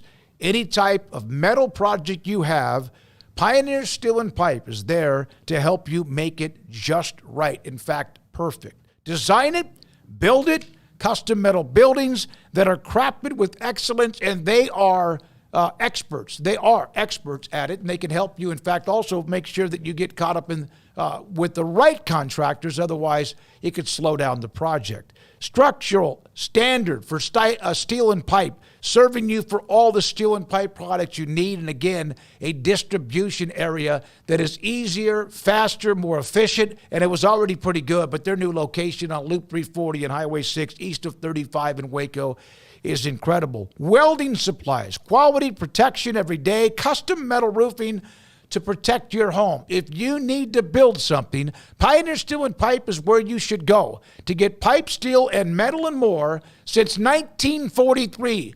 PioneerBoys.com. Make this the summer of Jeep at Allen Samuels in Waco. Get a 2024 Jeep Compass under $30,000 or save $13,000 on a Jeep Grand Cherokee Overland. Visit Allen Samuels in Waco today. Come by. Let's be friends. You want to know why Stonewood Dental is so successful? Listen to what happy customers have to say. Pleasant. It's different than any other dentist office. I really feel like they care. And it's not that you're here for 2 hours waiting on someone to take care of you. It's quick and easy, and I bring my kids, and my kids love being here too. They really love the treasure box. Staff is really nice and accommodating, real friendly. You feel more like home. It's not sterile looking. Everybody has their own personalized rooms with decorations and decor, and they'll even have a blanket for you when it's cold. I've recommended people to actually come here, and they are patients now. I really love it here. It feels like family. Learn more, stonewood-dental.com.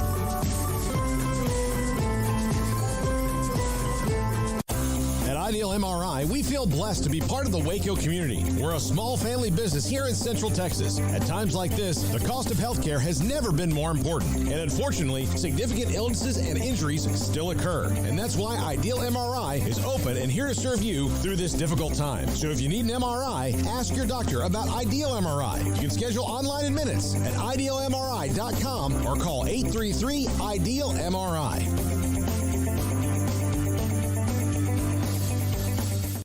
TFNB Your Bank for Life is the official local bank of Baylor Athletics.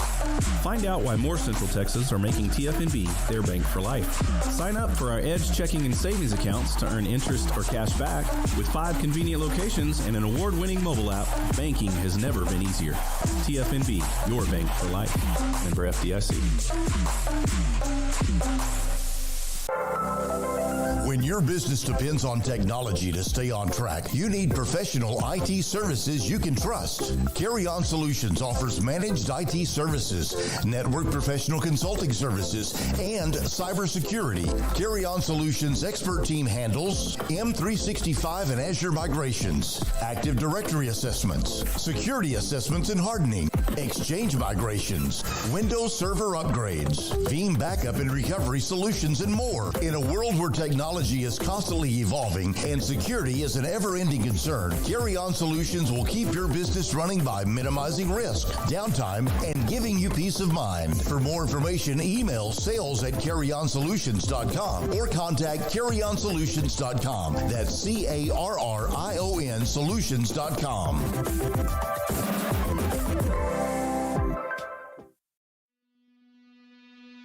This is 365 Sports, powered by Sikkim365.com.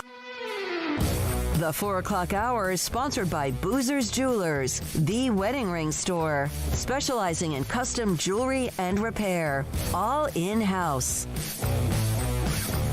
Now here's David Smoke, Paul Catalina, and Craig Smoke. Kendall Cow, 365 Sports basketball analyst. Big 12 released their conference schedules, both men and women. And Kendall, one of the first things I thought or saw was when he popped up about that Baylor would not be playing at Allen Fieldhouse for the first time in a long, long time. But there's a lot more to dig into. Kendall, thanks for your time. Paul and Craig, Smokey as well. Was that the first thing, though, that really wait a minute, where's that game at Kansas? I think it was for me, Smokey. With so many teams, you don't know exactly how it's going to unfold with what rivalries they'll protect. But for me, really sad to see that Baylor, Kansas won't be protected. Yeah, I think it's really hard to do that. And Kendall, I think the schedule balances out well for all 16 teams, but they kind of made the same mistake with Farmageddon, didn't they? They did, Paul. And there are different teams. I think you can say, hey, you have to protect these teams. And I get why, off the cuff, you might think, well, we'll protect KU, K-State, and we're going to protect Baylor, TCU. But when you really look at it, the hot take I would give is that K-State, KU is not the end of the world rivalry in basketball. It just hasn't really been there. Jerome Tang obviously brings K-State hopefully to a level even higher than Bruce Pearl got K-State matching his highest finish with an Elite Eight. But when I look at it, I just don't really feel like you had to protect that rivalry. And I felt like, the Big 12 is about to name itself the All-State Conference or the Good Hands Conference or whatever else for $3 million a year per school. They've told the media at the Big 12 tournament, unless you're 2 people per school for this year, go sit in the rafters and be lucky if binoculars can show you what ants are doing on the court. If the conference is hit up this badly for money, why in the world would it decide that the thing to do is to get rid of your most marquee games that you could sell? I mean, you want events. The whole point is the NFL to me is so popular, and Ethan Strauss has mentioned this before, because the events matter. And I don't know that the event really matters if you're saying, well, we don't have to play Baylor KU twice a year. Maybe we don't have to play Arizona KU twice a year like it's going to happen. So I don't like it. Kendall, any other thoughts on just the draw that Baylor got as far as, the opponents that are out there? We know the home and away, Arizona, Utah, TCU, Houston, Cincinnati, and then a sprinkling of home only, away only. Anything else pop out that was of interest to you? I think, Craig, it's just kind of a reminder that although it's exciting that the Big 12 still exists, nobody did a better job in realignment than 365 Radio, Craig. At some level, I'm not going to be as excited to watch some of these games originally. I'm thrilled to know Baylor, Arizona's coming. I think UCF was a more exciting game than I expected. I thought the UCF color commentator who called that game on ESPN Plus did an excellent job. But some of these games, even with 16 teams, you're like, I remember doing power rankings and I was like, I don't have any idea about Utah basketball. Or, even teams you thought you might know about normally, if you only have to keep track of 10, you're like, well, who's still at Cincinnati? Who transferred with the portal? And so I know you all cover the sport day in and day out, both football, basketball, national stuff. It's just so much harder to keep track of teams, both with the portal, with more one-and-done recruits now. Though we wonder if everybody wants to do that, since you just better be from France if you want to get drafted now, I guess. But it's just a different sport now. And, different can be good in a lot of ways. I'm happy the guys are getting paid. I'm happy, David Kay's got a great job now. But 16 teams is a lot of teams to get used to. So maybe that's also a good claim that the Big 12 doesn't need to go to 20, and the SEC and the Big 10 don't need to go to 20 or 22 or 24. Yeah, I mean, I know people get excited about adding, but I'm sitting there, particularly after doing the preseason football rankings, I get to about 10 or 11, 12. I'm like, there's 4 more teams to learn about and try to sort in here. It's like crazy. It's like 6, going to 20. Hell no, I don't want to do that. I mean, that doesn't even feel like a conference at that point, but I also know they're not really looking out for our best interest and what we're looking forward to. So, yeah, I'm with you, man. 16 is a lot of teams to try and know, much less sort out and predict what they're going to do. Absolutely, Craig. I got to the end, and I remember thinking, is Bryce Thompson still at Oklahoma State? Then I had to spend 10 minutes Googling it. Then there were no articles about it. Then I was like, well, yeah, I guess there probably aren't articles about it, because the guy who thought about writing the article got frustrated when he got to Team 11 and was like, screw it. I'm just going to say, the faithful in Stillwater are excited for a new coaching transition. You can bet the boys in Oklahoma will be ready just like the Thunder, and then you hit all the buzzwords and you're good. So, yeah, it's not good. I don't know if we have to divide into north-south again, east-west, good hands versus Mayhem Conference, whatever we'll be covered in the future. But that's where we are with insurance, I guess. I'm sorry. I don't want to be the insurance conference. You either have not slept in a long time or you're on something, because you are absolutely rolling today with us. We appreciate it. Yeah. Kendall, NBA draft last night, of course, it continues on today, but Jacoby Walter on his way to the Raptors, Yves Missi on his way to the Pelicans. I think that makes 11 current NBA players for Baylor right now, doesn't it? And do you have any feelings about those fits, or is it just one of those things that the NBA draft is so hard to even project? Very hard to project, Paul. But I do like the fit for Jacoby. looks like the last I saw, Davon Mitchell will stay in Toronto. I don't know if there was any update that was like a move through move, because I always try and check when I make an NBA take about, is somebody else going to get moved again? But I'm excited for Davon to go there. I think it was good to get out of Sacramento. Him and Mike Brown, I don't think the trust level was quite there at the end. Davon, a professional, always is playing. But as it pertains to the draft, I think that's the perfect spot for Jacoby. Rebuilding Raptors team after they've traded OG Anunoby. I think they're looking, Grady Dick, former KU player, is still there. But there'll be opportunities for Jacoby to play early, which is great. Eve, I think, is, although drafted later, the better prospect. And so I think he's going to be good in New Orleans. But as it pertains to that team, they're trying to win right now because of that market size. And you wonder about Zion's health. And so if Zion misses some games, that gives him an opportunity in the front court as well. We'll see what they decide to do. I think they're going to hold on to Brandon Ingram. They're going to compete to win. So I think that's a good situation for him. And I think he's going to be a really, really good pro. And so I think it's nice that he's going to a good team and not just a bad one that doesn't know what they want to do. This segment with Kendall Calv from 365 Sports men's basketball analyst is brought to you by Richard Carr Buick GMC, Richard Carr Motors on Loop 340 off Imperial Drive in Waco. Kendall, when they won the national title, that obviously checked a big box of things the program had accomplished. And at that point, I remember thinking, like, what have they not done yet at this point? And like, maybe win the Big 12 tournament, something like that. But they didn't have a lot of great NBA representation. And I don't know that always matters per se if you're winning where you need to be winning. But, you had guys kind of hanging around. Taurean Prince has been around for a while now.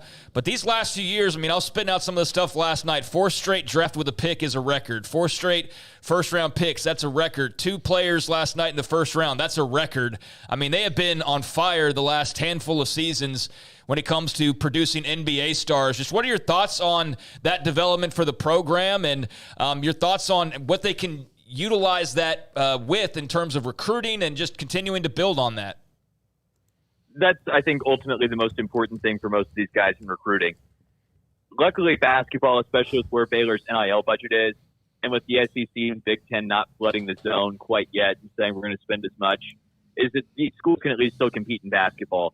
I've been really dour about where football's going to stand vis-a-vis the SEC and Big Ten, but I think the Big 12 is still going to be in a really good spot for KU, Arizona, Baylor, Houston, Iowa State. And so when I look at those teams, I think what really behooves them is if they can keep competing. And as you mentioned there, all those NBA draft picks, it's easy to say, hey, you come to Baylor for a year, you can be Keontae George, you can be Jacoby Walter, you can be even under the radar and be EVC and become a first-round pick. Hey, we go all the way back to Davon Mitchell as a lottery pick as well. And now it all the way back makes me feel old, but if you're 13 years old when Davon Mitchell's playing, that's somebody you grew up with. And then you're thinking that's the guy you want to emulate because you probably watched a lot of basketball during the COVID season. So I think that matters a ton because the number one thing for these guys now is who gets me to the NBA? How do I get drafted as early as I can? And how do I get out of school as fast as I can? Good or bad, that's what these kids want. And then I think on top of that, how the guys want to come back to Baylor all the time. The vets always come back, whether it's Pierre Jackson, Jared Butler, Adam Flagler's back this week.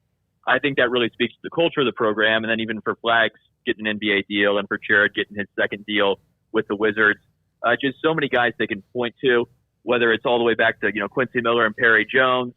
It's just a legacy that allows them to bring guys in, make it feel like a family atmosphere. And that's also how success begets success for Scott Drew after he's been there now for 22 years. Yeah, you made a great point about how they come back. They show these group pictures. I think I saw one. Was it? Did you mention Flagler? He was back. There's always somebody back, whether it's back when they had the team that made their first really big run in 2008 or even recently. So Kendall, and I know there's 16, but with all of what's happened with the portal up until now and where things are the dogs still the dogs with Houston, Iowa State, Kansas, Arizona, Baylor? Am I forgetting somebody? I know Texas Tech and I know K-State will be a part of the mix too, but am I forgetting somebody? I think those first 5 you mentioned, Smokey, are clearly the favorites in the conference, even with K-State getting Coleman Hawkins from Illinois, with what Texas Tech got in the transfer portal. I still think those 5 are a little bit better on paper. I don't want to insult LJ Cryer's mom. I always enjoy talking to LJ Cryer. We got into it on Twitter a little bit. But I think that maybe Houston takes a slight step back more to being team 10 as opposed to team 1 to 3 like they were most of the season. But I think between KU, Baylor, Iowa State, Arizona, and Houston. This is the year where the Big 12, I think, can believe we'll get 2 Final Four teams. Kendall, about that K-State team in particular, they're, a lot of people, like Baylor had a great portal haul. Of course, Kansas did, Arizona, like all those. But have they gone a little bit unnoticed in what they've been able to do when you talk about Accor and Coleman Hawkins and Doug McDaniel just alone? I think they have a bit, Paul, and obviously we're big fans of Jerome Tang. Austin Carpenter, I know quite well, is their director of player development. So excellent staff they have in Manhattan. I think Coleman Hawkins coming in as the last major piece in the portal probably made K-State go under the radar. But I think that team wasn't that great last year on paper, talent-wise. I think they just achieved very well because they won so many close games, which speaks to good coaching, right? They won almost every overtime game they were in. I think they won every overtime game they were in. I was at that Baylor K-State game in Manhattan, and I still have no idea how K-State won that game. But I think the team last year was not that good. But I think this team will be much better. But if that much better is, their team 25, I think that's still a pretty big gap from what Baylor, KU, Houston, Arizona, Iowa State can be. But I think there is a gap between what K-State and Texas Tech can be and then what TCU or whoever else you rank next. And then I have Utah 16th, but I don't feel confident in my 16th pick as we make our jokes again about ranking all 16. But I feel confident in saying those top 7 are good. So you, when you're asked to do that 16, this is what I've done the last couple of years. Although this year, for some reason, in football, it kind of melted together for me. Do you start on that? Maybe even start at the bottom. Well, you have your first 7, but start at the bottom and then you kind of work yourself up, or do you just let there stare at it for 3 or 4 days and add a team or 2? That'd be the smarter way to do it, Smokey. I started at the top where I was like, okay, I know these 7 are good. And then I started saying, who do I think in my head's next? And I got them all ranked. And then I had my list. And then I went, oh, my God, I've ranked 15 teams. Who have I forgotten? And then I realized, oh, wait, I don't know why, but I forgot to rank West Virginia. And then I was like, well, geez, I think they're better than Utah. And they might be better than Oklahoma State. And then I was like, okay, now I got to renumber this whole list. And then I was like, okay, do I just rank them 16th and get lazy? And I was like, no. These West Virginia fans will come at me and say, do you even know who's on Utah's roster? And I'll have to say, until I started Googling and watching YouTube videos, I didn't. So I couldn't get in that fight online, so I had to go back and re-rank my list. Last thing, what have you done lately to anger the state of Oklahoma? Smokey, I haven't done anything to anger the state of Oklahoma. I do want to credit Oklahoma for not hiring a baseball coach in the middle of the night from TCU for years. And then watch as he told everybody that it was an offensive question and a selfish question to ask if he was taking the Texas job, then take it the next day. Oh. And so all the jokes I made about Oklahoma becoming the next Texas A&M of the SEC, I want to apologize to OU because Texas A&M could never lose that title and will always be the Texas A&M of the SEC.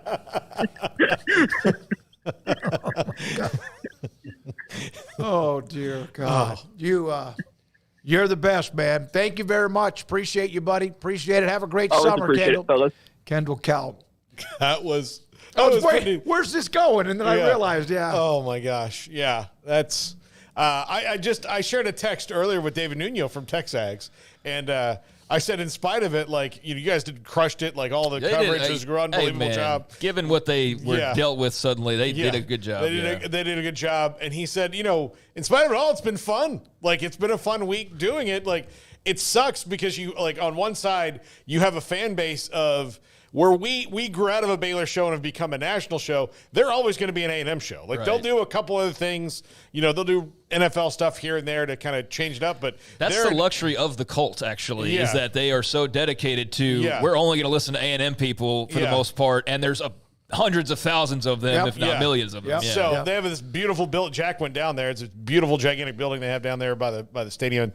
But he says it's been fun, but you do have to, like, play therapist for a lot of your fan base who, is losing their minds over it. But the good news is that now you're kind of like, I'm Trev Alberts.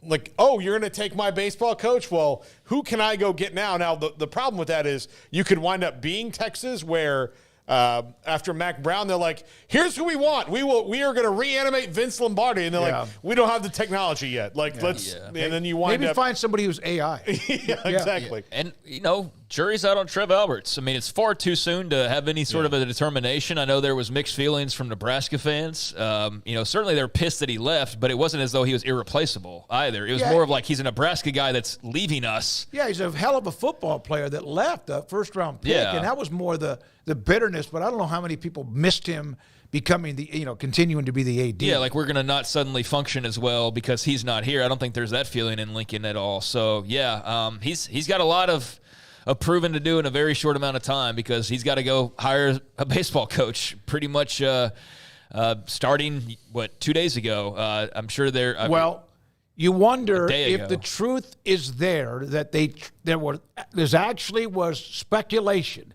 And if people who are working for TexAgs had heard it or others had heard it, he damn sure. Oh, yeah. If he did not know or was not aware, that's that'd be damning for him. Yeah, that's the perfect word. Absolutely. Craig Smoking off the radar around the corner. Bill Riley, voice of Utah Athletics at 5'10". Gary Barnett, who is the color commentator for Colorado football. Colorado fans, when we've had Sean Keeler on, and we've had Brian Howell, among others. We had the former Colorado player that was great. We need to get him back on. They were like, would you guys get somebody besides Sean Keeler? And we have. Sean, I think he's funny. I understand why some of you would be a little bit over the top on him. He's not a sunshine pumper. No. So, that's where we live in an era of media, and we just talked about it with A&M. Yeah. We're Baylor, affiliated when it comes to what we do on this show's about as loosely affiliated as it can be to be considered. I don't even know if we're affiliated anymore.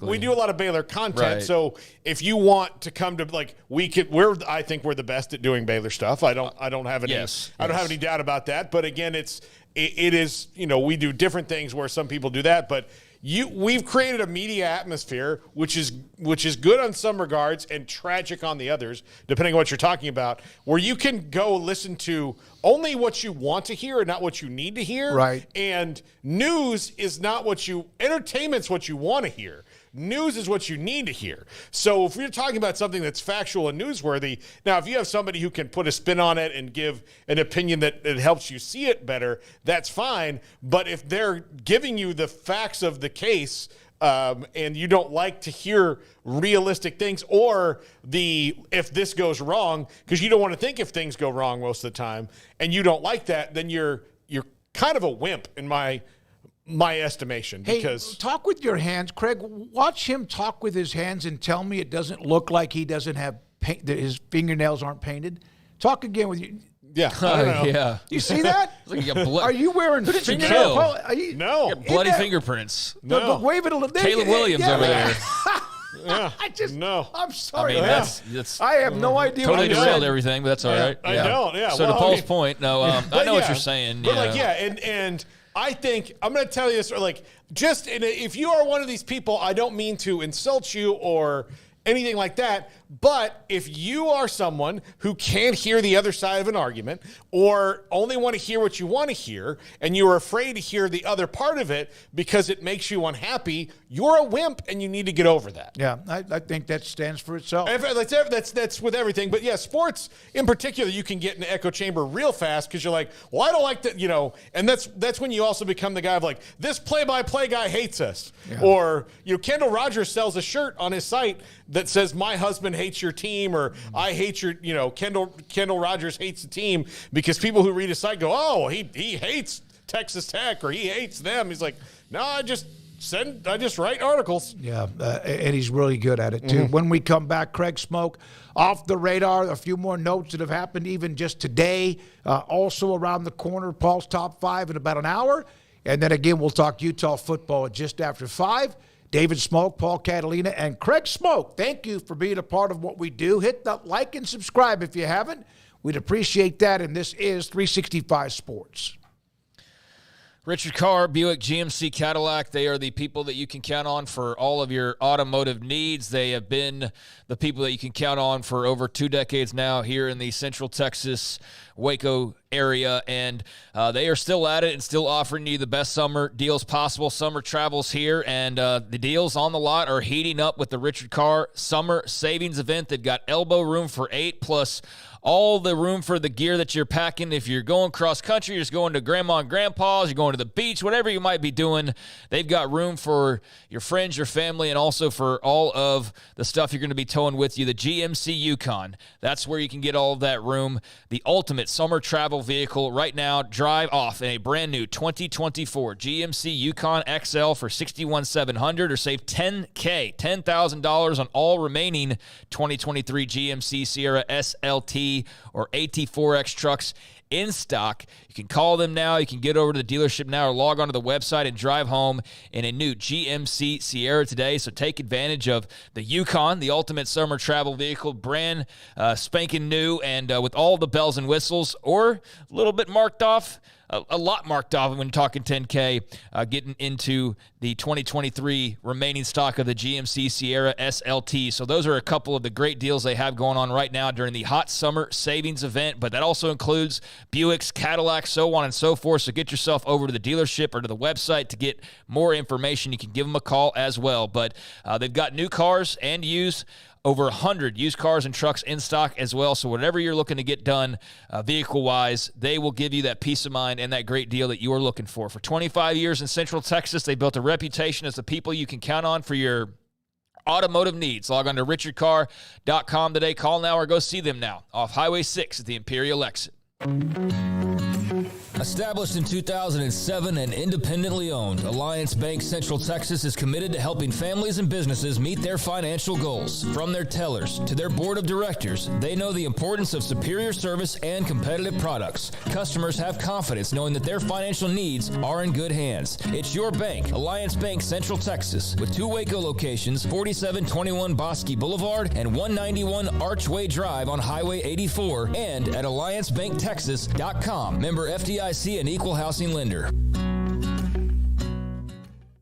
Our good friend Brad Boozer, Boozer's Jewelers, here at 365 Sports. Now, Brad, people who watch and listen to our show know I'm a double-time customer for you, engagement ring and wedding band, and you guys do that great, but that's not all you do at Boozer's Jewelers. Absolutely, and I always like to say, it's a new year. It's a great way to start the year out. Go through your old jewelry. Go through your wife's jewelry box. Go through anything you're maybe not wearing, something that's broken, something that you're not using. We do a massive amount of custom work. We can take your old jewelry, old diamonds, old watches, and we can convert it into something special for you and make a one-of-a-kind piece of jewelry. And if that's not something you're interested in, a great thing is we can turn that into cash. So we buy gold, we buy diamonds, we'll buy Rolex watches, any kind of heirloom jewelry, anything that's maybe passed down to you. Boozer's Jewelers, where do they find you, Brad? We're at 1025 North Valley Mills Drive, right on the corner of Lake Air Drive and Valley Mills with the big clock on the corner. Pioneer Steel and Pipe opened their doors in 1943, and they have never wavered with their focus on great product and customer service, relationships with a handshake, making sure you, the customer, is satisfied. Their new facility is now twice the size, allowing new inventory, higher quantities, and in a much more organized fashion. In addition to the long lengths in tubing, angles, channels, rods, and flat, Pioneer Steel and Pipe now offers several shorter, more convenient lengths of material already cut.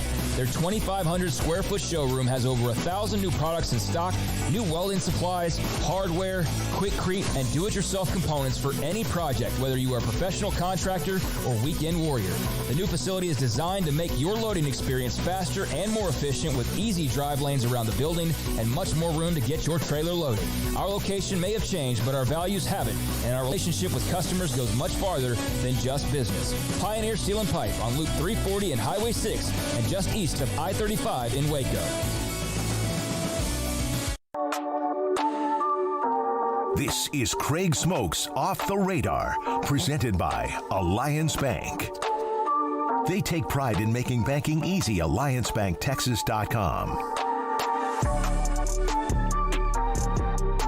Welcome into Off the Radar here on 365 Sports, segment where on Tuesdays and Thursdays at around 4:45 or so, we stop down and take a look at some other stories from around the world of sports, and managed to do pretty okay as far as that goes, because we had long hockey season, and basketball season didn't go too long. Thanks, Mavericks. But, there's been the College World Series, probably more discussion about that than ever before. So we've had a pretty good summer, although we're starting to turn that corner into, like, no man's land, right, of MLB All-Star break and all of that. But we got the NBA draft going on. So there are a few things to get to, including with the NFL, which is kind of dormant right now for the most part. There might be a story here and there, and there's the never-ending stories about Dak Prescott and his contract and all of that kind of nonsense. But a big, jury ruling today for folks who care about the NFL Sunday ticket package, as a jury has ruled today that the NFL must pay more than $4 billion to Sunday ticket subscribers, $96 million to commercial Sunday ticket subscribers, and more than $4 billion to residential subscribers. That was delivered in U.S. District Court, Central District of California. Now, the NFL is expected to appeal this ruling and said in a statement that they are disappointed with the jury's verdict in the class action lawsuit, and they continue to believe that their media distribution strategy, which features all NFL games broadcast on free over-the-air TV in the markets of the participating teams and national distribution of their most popular. Okay, too wordy. So I asked Paul during the break, can you break this down for people like myself who haven't followed this super closely? I've never had Sunday ticket. Know plenty of people, including yourself, that have had it. And I've heard little bits and pieces about this.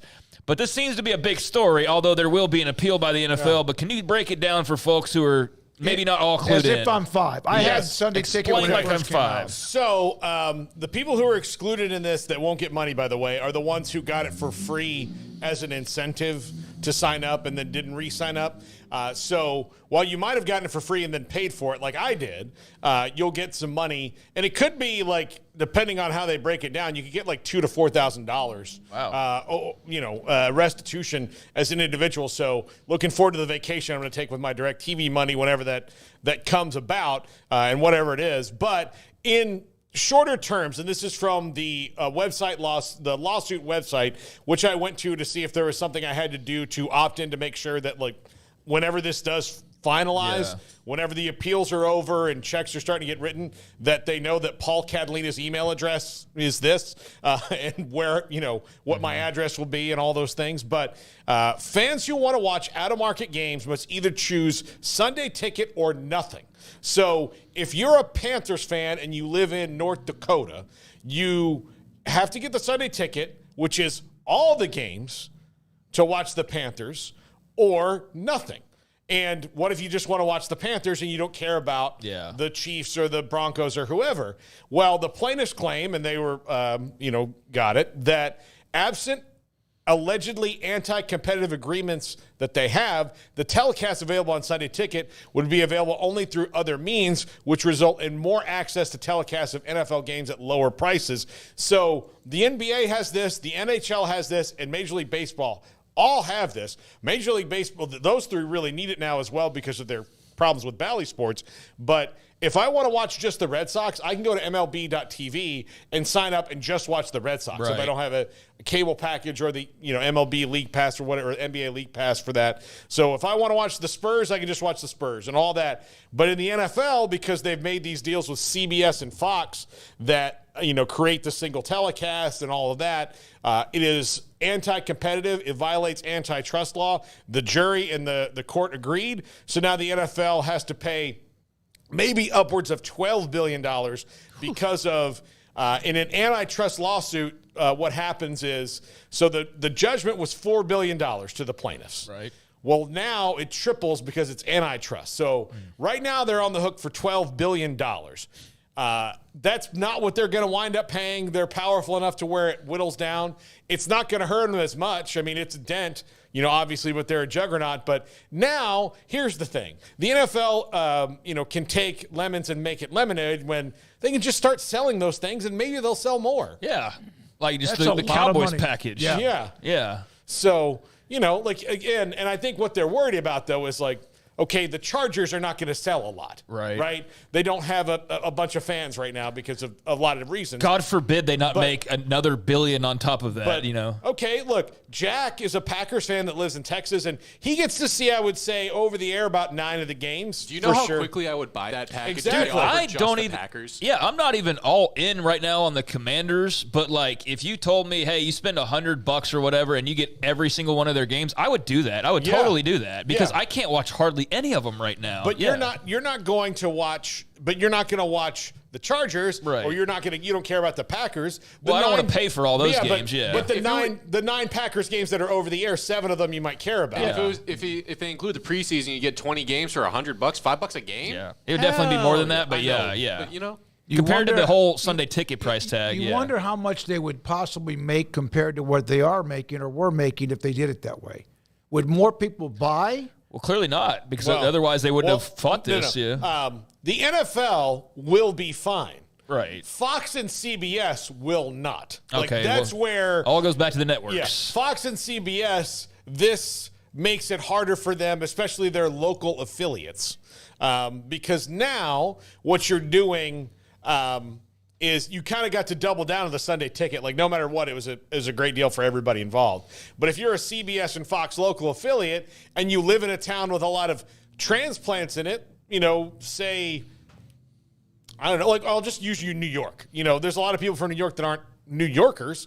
Well, I live in New York because I have a big corporate job, but I don't want to pay for the Sunday ticket. But I'm a Dolphins fan. Well, now instead of having to watch Sunday ticket or watch my local station watch the NFL game that's on at the same time, I'll just pay and watch the Dolphins. And your local advertising dollars mean very little to me now. Man, that's $12 billion possibly. Yeah. Someone's going to get a check, and it might be more than 2 or 4. Good luck with that. Yeah, so they're going to appeal, obviously, and we'll see what happens there. But I just know for people who've had Sunday ticket or who involved in the lawsuit part of it, it was notable, and it's one of the bigger stories in the NFL. So thought that was worth passing along. The basketball transfer portal has, for the most part, drawn to a trickle, but there was a big move today as Arthur Kaluma from Kansas State announced his new destination, and he will be joining the Texas Longhorns. So the former K-State Wildcat headed to Austin. Last year averaged 14.4 points per game, 7 rebounds, and a couple of assists.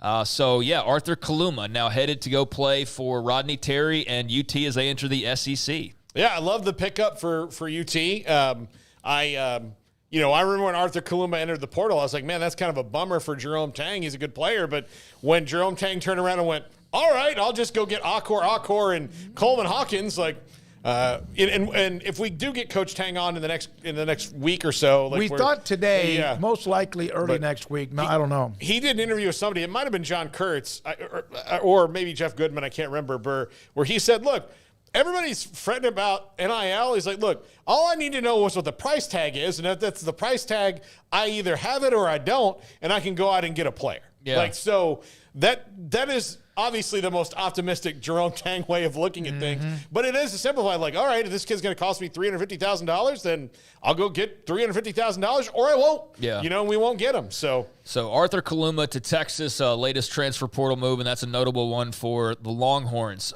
Meanwhile, the other day, sometimes you just randomly bring up something that we haven't necessarily thought about or prepared to talk about, and you threw out the Big 12 championships, and you're just like, oh, yeah, who won those? And we're all like, I think somebody won this, like TCU men's tennis or whatever. Yes. But it was 7 titles, right, for the Big 12 national championships, because now the season is over with baseball. Team titles, right? Team title, yeah. We don't care about individual. I mean, respectfully, but we don't get that far into the weeds. But 7 team titles for the Big 12 is what you said. Yes. And so that had me curious because I was a little miffed, like, well, I would look that up, and so I did. But that's not fun. Then I want us to guess and be wrong, right? No, we're not trying to look stupid on purpose. We should at least have the answers by the end of the segment. Right, exactly. And so I'm sitting there, I'm like sorting through 43 sports or whatever it is, and I actually know what it is now because I actually went and did this. If I had a little bit of prep time and would have done it the night before, but there's 37 team sports, okay? Right. The Big 12 7 titles, and I just wanted to do this because we never followed up on it. TCU won men's tennis. Knew that. Texas Tech won indoor men's track and field. The indoor, that's right. Yeah, there's indoor, I can't outdoor. believe Kim didn't catch us on that or lose his mind that we didn't mention that. There's 2. Oklahoma State won men's cross country. 3. Wet Blanket would know that. TCU had their second national title when they won rifle.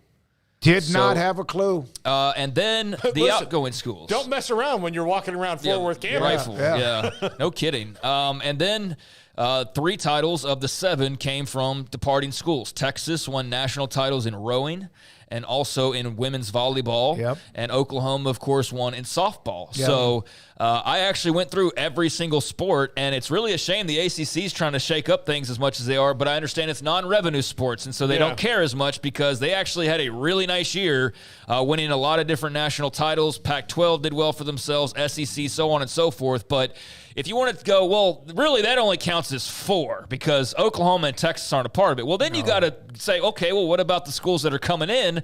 And in that case, you had, let's see here, Arizona State won men's swimming and diving, and Colorado also won skiing. So that would have replaced 2 of the 3, but I wanted to follow up on that. Upset for Colorado. Yeah, no kidding, right? Talk about home field advantage. But those were the 7, and so the carryovers would be TCU with rifle and men's tennis, indoor track and field men's with Texas Tech, and cross-country men's with Oklahoma State. No, I get that it infuriates me when you have a team that's on their way out, which a lot of teams are, especially this offseason and really the last 3 summers, and you want to credit the school that or conference they're going to, and eventually they will get credit for that. Mm-hmm. But, hey, listen, you're still attached. Your butt still says Big 12 on it or whatever conference it might be. I want Oklahoma State to start a skiing team. Wet Blanket, get on this. Just because it would be the upset of the century if they could win that national title. That'd be great. Oh, yeah, for sure. For sure. But, no, that was just a little follow-up on that. And I will say, if there's a sport that, like baseball clearly seems to be, along with softball, a couple of the sports you're like, all right, what could be the next wave? Well, the SEC just scooped up the 2 national championship contenders in softball, so that seems like that's going to be something that they benefit off of. Obviously, they got a stranglehold on baseball right now as well.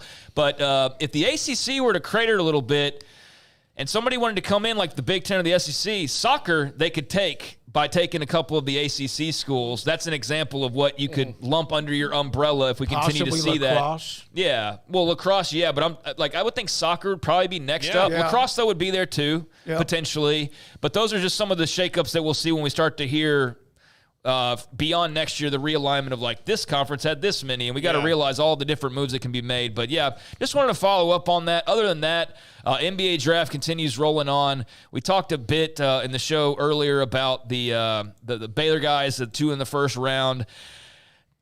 I don't have a lot to add on. I mean, Johnny Furphy went 35th to the Spurs, but was then traded to the Pacers because that's what they do in the NBA draft. You get drafted and then you get traded almost immediately afterwards. But he was a notable player.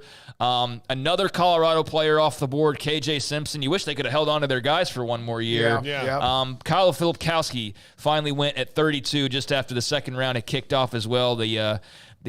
I guess one of the big talking points from last night from Duke. But other than that, that continues to roll on. If anything of interest pops up, we'll get to that. Well, but I got one. Okay. Jamal Shed, Toronto. Oh.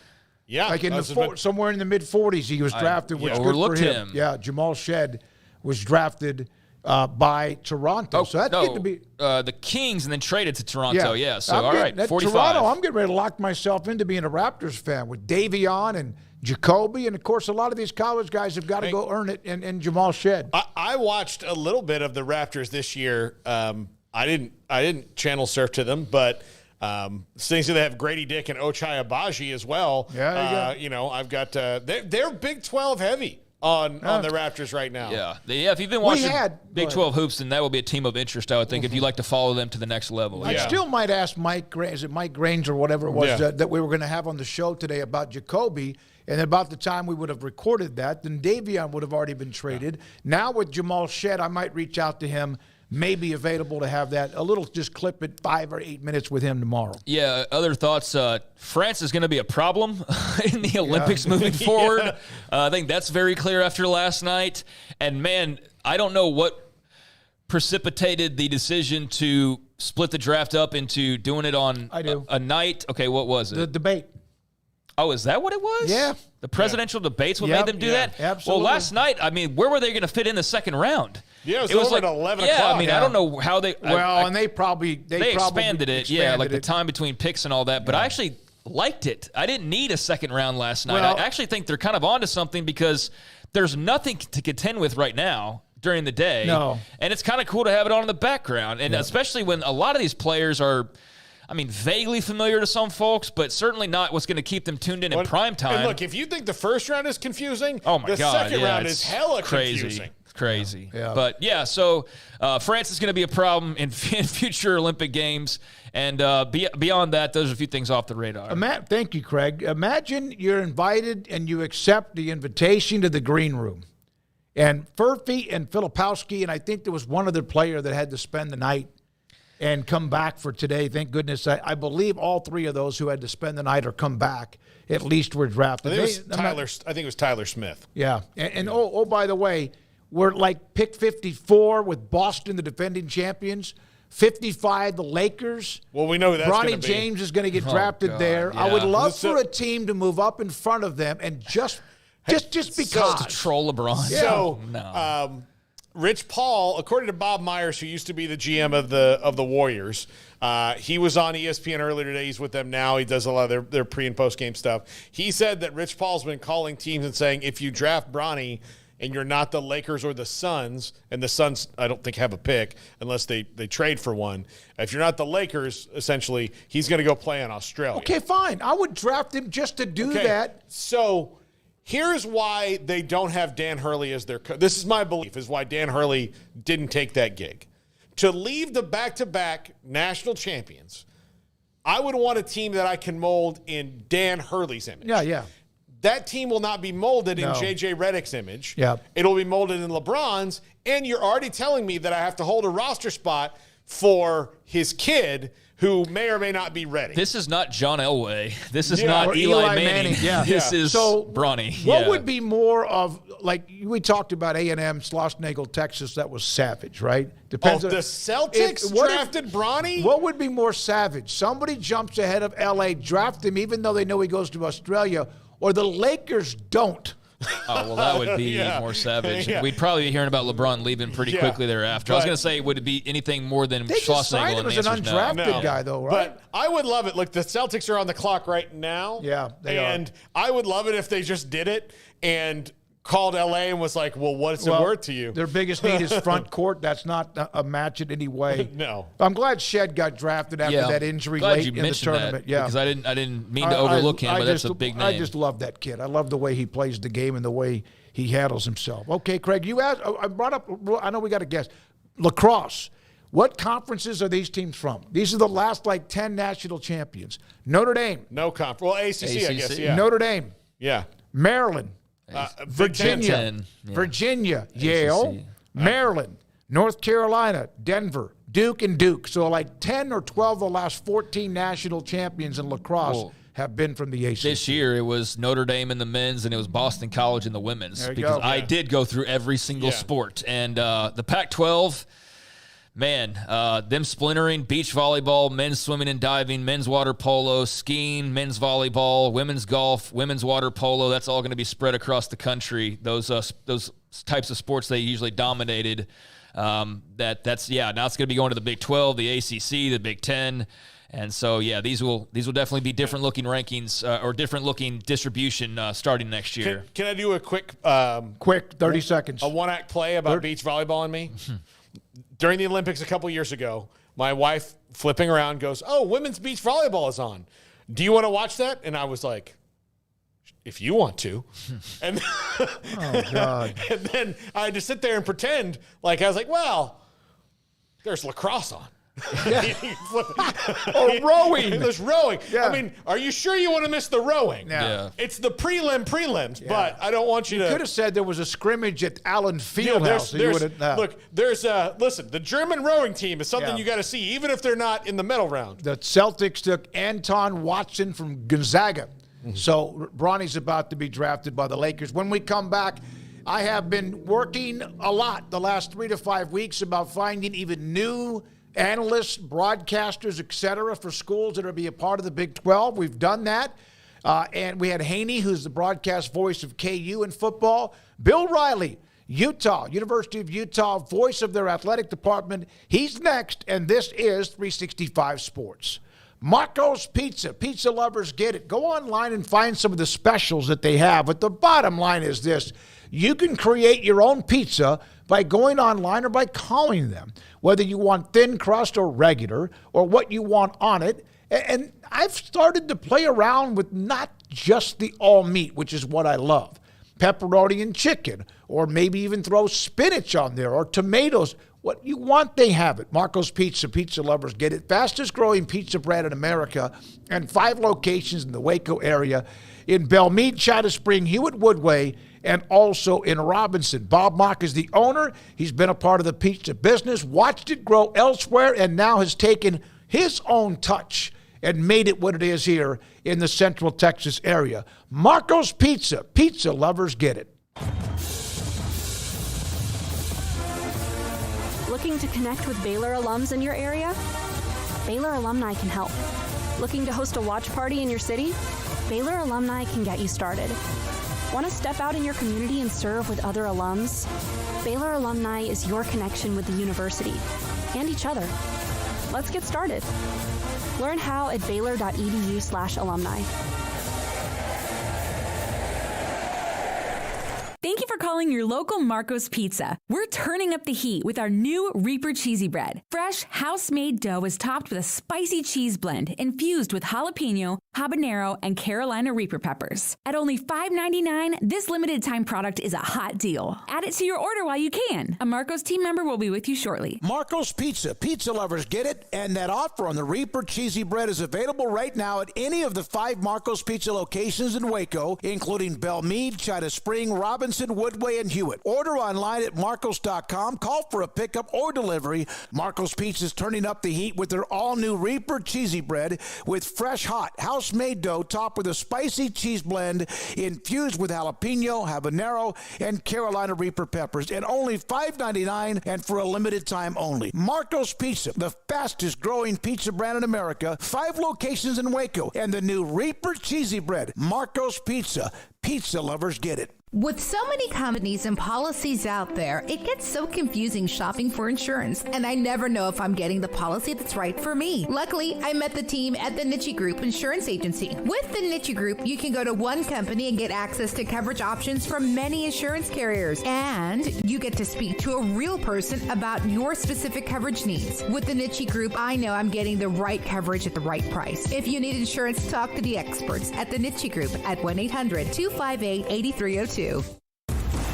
Did you know that 1 out of every 4 men have symptomatic low levels of testosterone and don't even know it? And if you think you're too young to worry about it, guess again. Low T levels can make you feel tired and grumpy, raise your cholesterol, and cause weight gain. Petty Clinic Low T can set up same-day blood screening and results. So if you're tired of being tired, call or go online at pettycliniclowt.com. It's a private clinic with an atmosphere catering to men. Affordable, only $165 a month, including lab work, office consultation, testosterone injections, and follow-up visits, compared to $300 or more a month in Dallas or Austin, and you don't have to drive 90 miles one way or the other and fight the traffic. Petty Clinic Low T has board-certified physician consultations and will provide the best form of brand-strength testosterone. Contact Petty Clinic Low T for increased energy, improvement in sexual desire and performance, mood, concentration, even a decrease in body and belly fat. Just off Highway 84 and Old Hewitt Drive in Woodway, pettycliniclowt.com.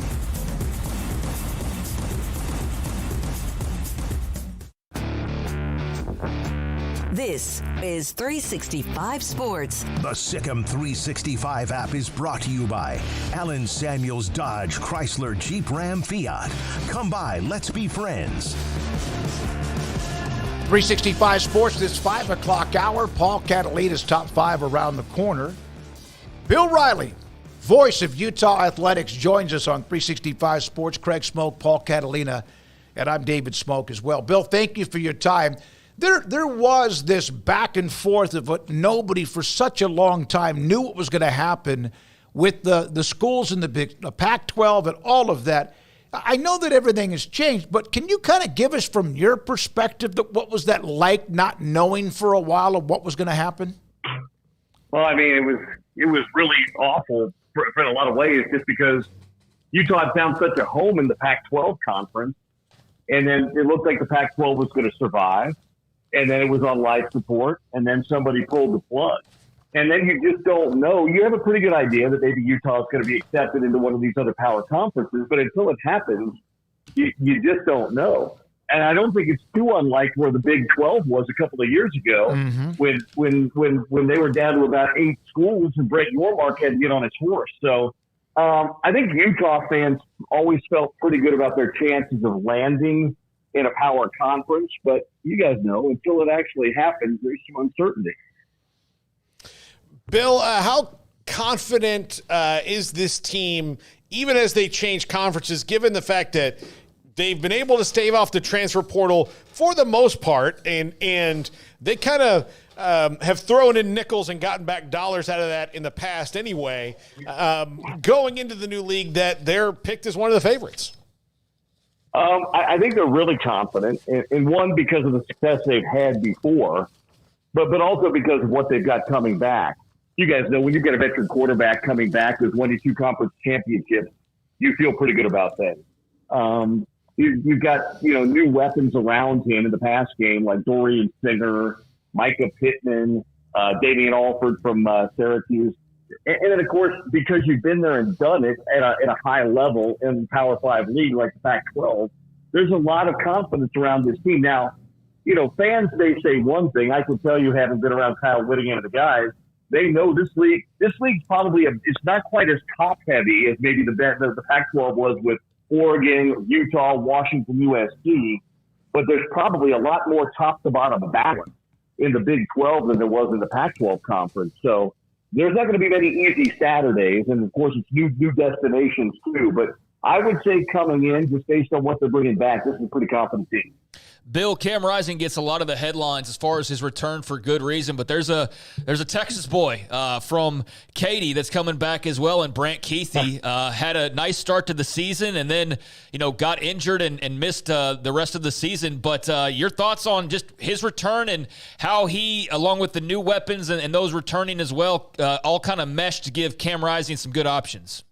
Well, he's the most proven offensive weapon in this offense coming back. Before his injury, he was trending toward not just all-conference status, but all-American status, and probably a top 3-round draft pick as well. The other good news for him is he and Cam Rising have been playing together their entire careers at Utah.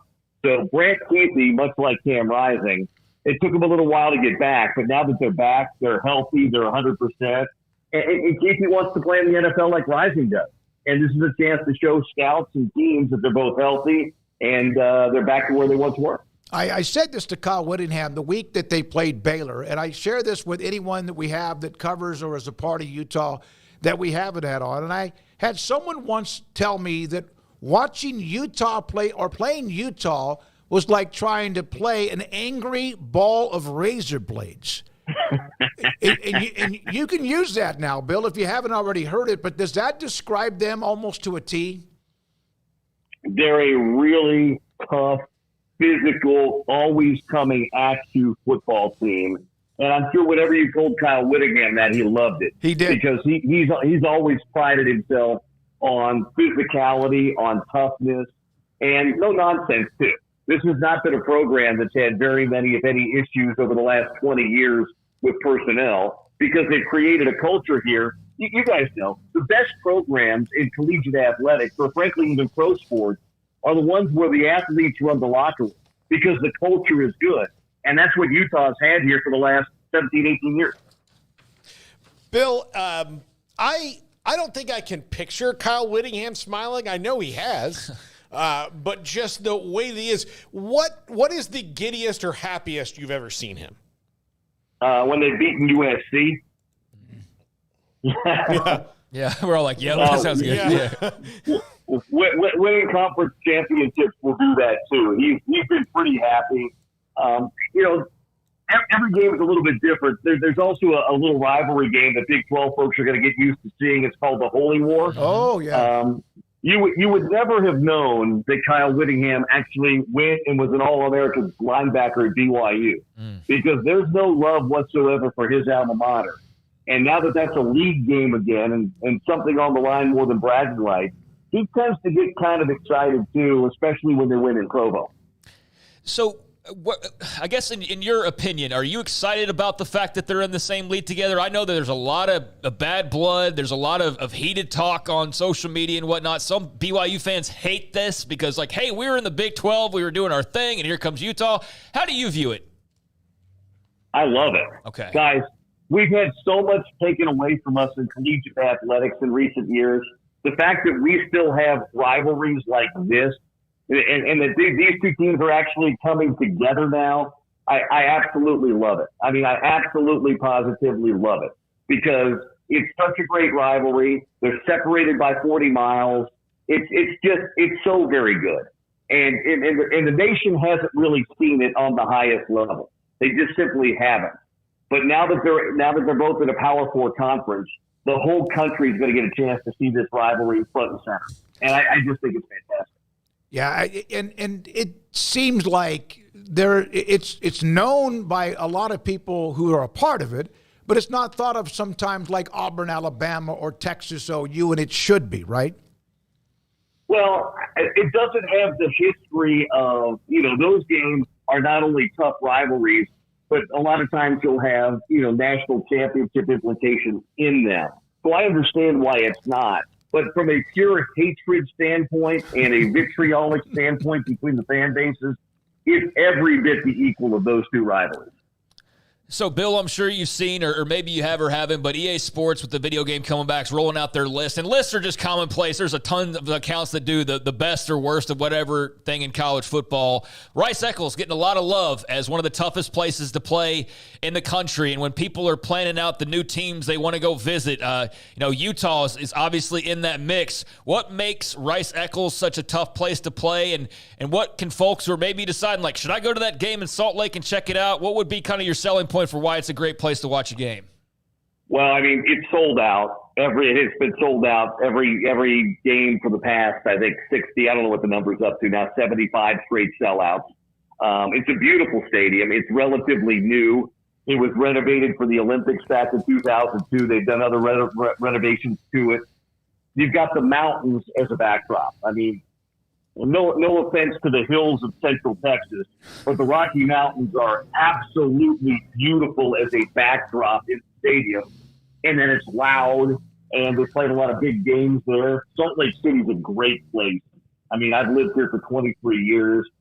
The restaurant scene, the downtown life, you're not far from downtown. It's a great setting for college football. And Utah's been good. So when you're good, you sell games out and the fans get loud. But it's a great spot. And I would tell any of the Texas schools, whether it's Baylor, whether it's TCU, although TCU fans have been out here. Utah, TCU played some great games back in the Mountain West days. Mm-hmm. Texas A&M, Houston fans, make a trip out here, especially if it's in late September, early October, mid-October, because the changing leaves and the cool in the air, it's fantastic. Now, Baylor's going to be out here in the second week, so it'll still be warm. It won't be quite as warm probably as it was when we were down there last year, but it'll still be warm. Well, I was going to ask you about that because that was a game in which Baylor, and of course they had a dreadful season, and that might have been one of those that allowed the slippage to start because they didn't dominate, but they were in control of that game, and then all of a sudden Utah just kept chopping wood, whatever you want to say, made the big pick, won the game. Would you have thought when you left that stadium that Baylor would be a 3-9 team? No, I wouldn't have. I could see that there were a few flaws, but I thought they'd be a 5 or 6 win team last year. Mm-hmm. I thought they had enough talent on that team. I know they were trying to figure out the quarterback position a little bit, kind of like Utah was. They were still waiting to see if Cam Rising was going to play. Obviously, that didn't happen, but I thought Baylor was better. I thought they had more talent than what they showed last year. Was that kind of the consensus around that place? Absolutely. And then we wondered, honestly, and this is just being completely transparent, is how much talent did they actually have? And they have, of course, filled up the transfer portal more than they did combined in the 2 or 3 years prior to that. You're a University of Kansas graduate, I believe. I am. I don't see KU on the schedule. Is that somewhat disappointing or a relief? Well, to be fair, Utah's schedule is very, very friendly for a first year in the league. Toughest stretch is probably opening up in Stillwater and then coming home with Arizona. I'd love to go back, although to be fair, I'm kind of happy. I don't necessarily want to go call a college football game at Arrowhead Stadium as much as I love my team. I kind of want to get there when they have that new look. Mm-hmm. So, but my mom and dad live in Kansas City, so it's one of those good news, bad news things. But at the end of the day, I'm going to look forward to coming back to my alma mater and going out to Manhattan and making some treks around the area that I used to know when it was the Big 8. Well, also you get to make a trip back to Allen Fieldhouse, which is never a bad thing for anyone, no matter if you have no attachment to Kansas at all. The best atmosphere I think I've ever been in for a sporting event. Were they? Yeah, is that an away game for you? I know the schedule was released today. No. Kansas and Kansas State are coming here this year. Golly. Yeah, I'm not. The big clearly Brett Yormark didn't consult with me and my travel plans to see friends and family when he put those schedules together. Well, I guess the Big 12 basketball tournament will be there though, so you can get back for that at some point in March. With Utah and Arizona being the teams that last year were a part of that incredible mix, as you mentioned, of the upper tier. Colorado trying to figure itself out year two with Dion, and Arizona State trying to figure it out itself. Would you say that Utah, Arizona are on the tier of the incoming four, and that at Colorado, Arizona State would be the second tier? Oh, yeah. Yeah, guys, I'm just telling you, don't drink the Dion Kool-Aid yet. They were talking. I've heard guys, and I love some of the analysis, some of the analysts who are talking, but them talking about Colorado competing for a conference championship this year, that's not going to happen. Arizona State, I like Kenny Dillingham, and those kids played really hard for him last year, but he's probably still another year and a half away from being a serious player, meaning somebody that could challenge. I kind of put my tier like this, at least straight away.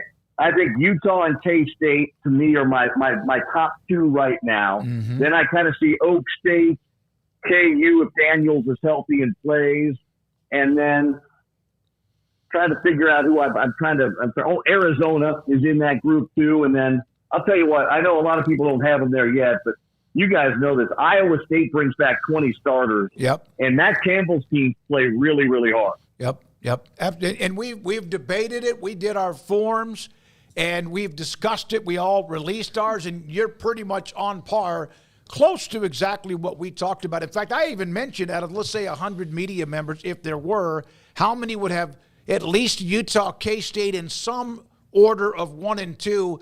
And I maybe not quite as much as I thought, but I bet about 3/4 of those who vote probably will.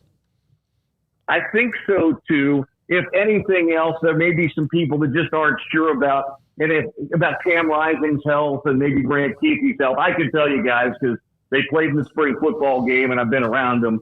They're 100% ready to go. But I understand that people still have those question marks because they haven't played in over a year. Bill, I'll tell you this much. 16 teams is a lot of teams to try to know about and sort through. That's all I know. It is. It's a lot. By the way, why are we keeping the 12? Why, if we're going to rebrand, if we're going to add, Allstate Insurance or whatever, I mean, the league's only 27 years old. It's not like the SEC. It's not like the Big Ten. Why not just make it the Big 16? Well, because I think that there's a chance it could end up being more realignment. I just come up with a name that's not boring or stale, but somewhat generic, where no matter what happens with craziness of realignment, it still makes sense. The SEC will always, no matter what, not have to worry about the name of their conference.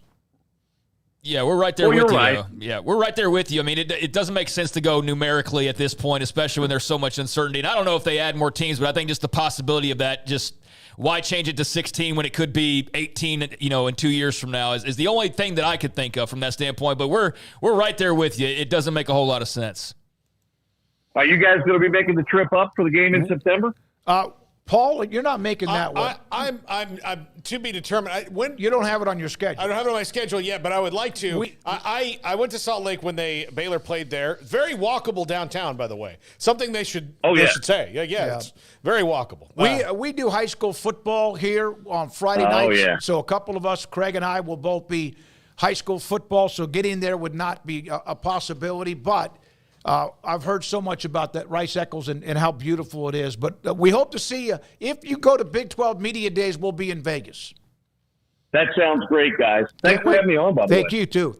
Great to have you, Bill. Bill Riley, voice of the Utah Utes, Utah Athletics, with us on 365 Sports. Yeah, I think that the whole naming thing just comes down to the numbers aren't gonna. They don't add up now. They might not add up moving forward. So they. But he's right there with all of us. I think in that thought. Just all-state conference is probably the simplest way to do it. But I guess they're still working out all the details on all of that. But yeah, Utah's going to be a fun addition. I think they're a great football program. Obviously, got a great stadium, good city, good history. I mean, there's a lot to like. That was a big get. Like if you look at the gets that they've had of the 8 teams that have come in, BYU is good. I don't want them to.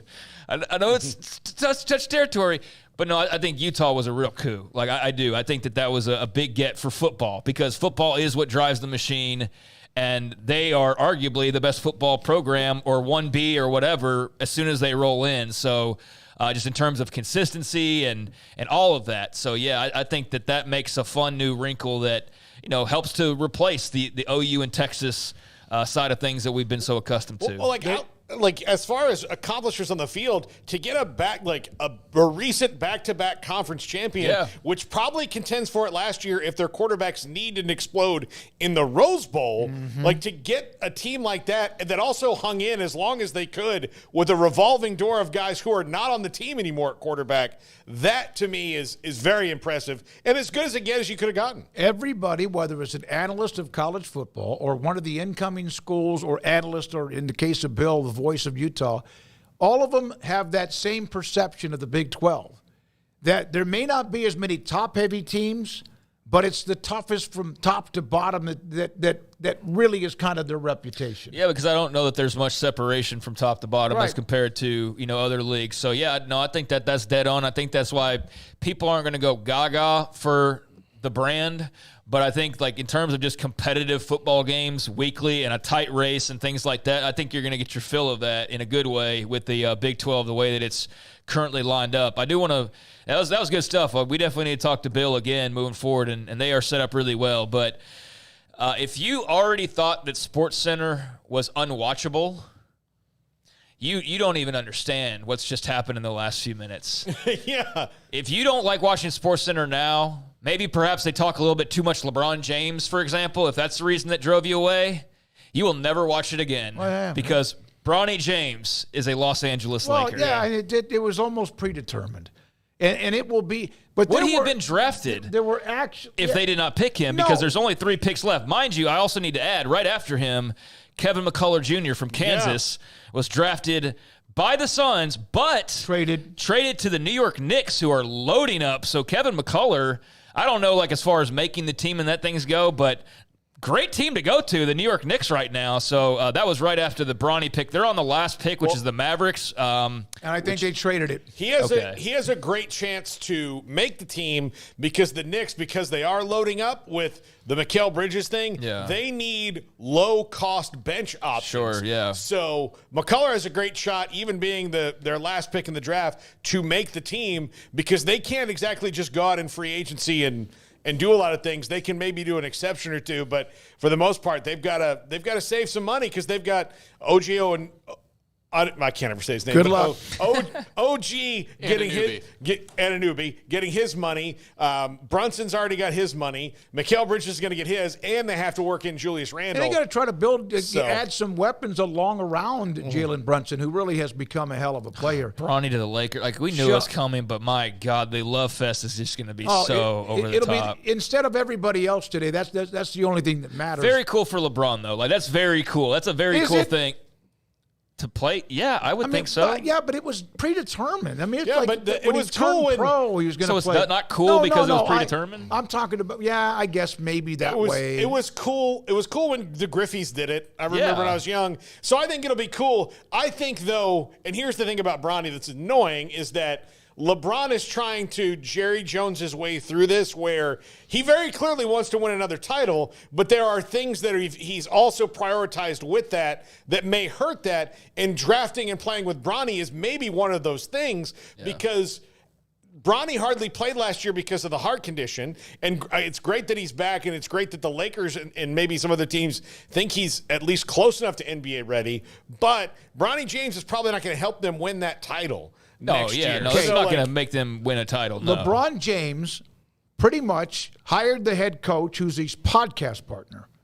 And then also, of course, his son was there available when they picked. I'm not the saying NBA. That's how it works. Oh, I know. Yeah, that's how it works. I know, but that's. I think it's cool. It is one of the greatest franchises ever, and yet this week we've seen that happen with a little bit of. Well, I understand what you mean. We got to move on, but for all we know, JJ Redick's the next Phil Jackson, and Bronny's the next whatever, and they may not be. But regardless, it's going to get a lot of attention, and that's what's going to be tough to swallow if you're not a Lakers fan. You're just going to get so sick of hearing about it. But I do think for the family, all whatever biases or fandom aside, I think that's a cool moment, even if it was pretty predetermined. But, so the draft is now over officially. Mavs traded their pick to the Knicks, so that wraps it up. So, Kevin McCullough got just right there at the end, right after Bronny, and that'll do it. All right, Mavs fans, don't worry about learning everything you can about German center Ariel Hukpatori. Yeah, no, don't need to brush up on him. He's headed to New York. I want you guys to tell me, and I have it on. I had the draft on. I did not have the audio up, which I probably should have because of the pronunciations. I would have liked to have done that. How many of those first 10 picks did you really know? Only the ones that were from America. Yeah. I mean, America. Yeah. Look, I'm a patriot, and I don't care what they do in France. No, okay. I didn't know. I knew about the first pick a little bit because when did Klingon go? He went seventh, 8th. Yeah.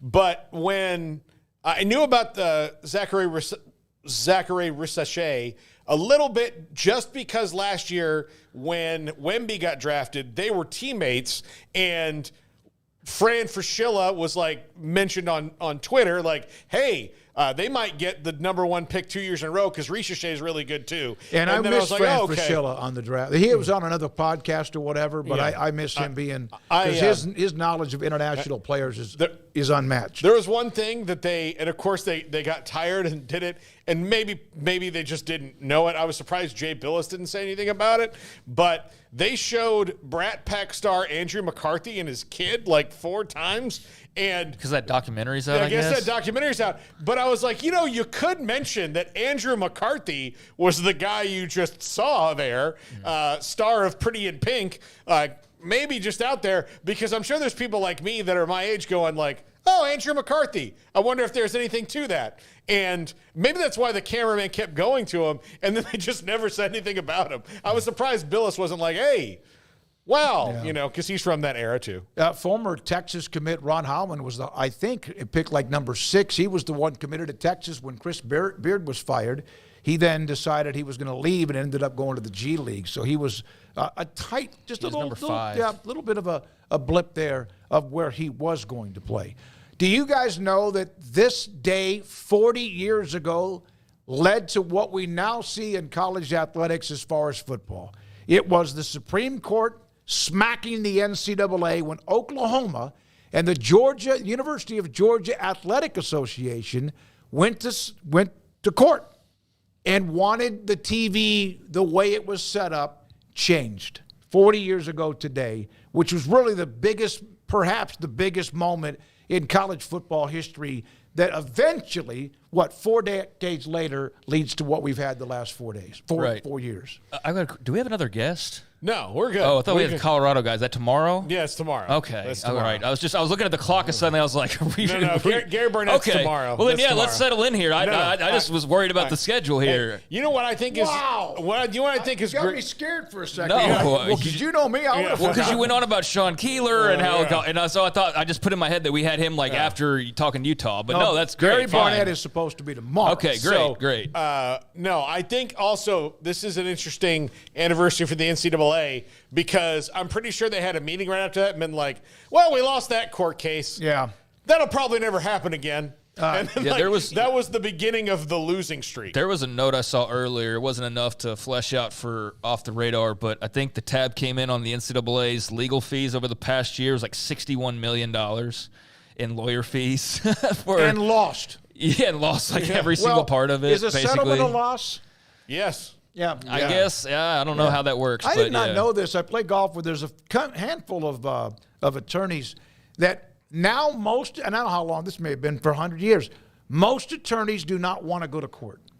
Yeah. They don't want, even if they're in the good spot, they'd rather just go ahead and settle. If you're going to lose one or what, I did not realize that there's a lot of court cases, but most of them would rather just not ever go to court. Yeah. I guess because you could lose. Well, yeah, there's that, and I'm sure there's some more nuanced reasons as to why from those deep in the profession. But I could see that, and you bring up the Oklahoma and Georgia case, and that set the table for everything that we're talking about. When you hear teams like Florida State, like we've got to get into the ACC, the competitive advantage, and all, like that's the same kind of thing. Like you were feeling undervalued if you were those schools, and you just burst the dam right open, and it led over these past 4 decades to all of a sudden where we are now. That's almost like I don't know why we always do pre-World War II, post-World War II with the rankings, but that's kind of like the established thing of national champions post-World War II and whatnot. But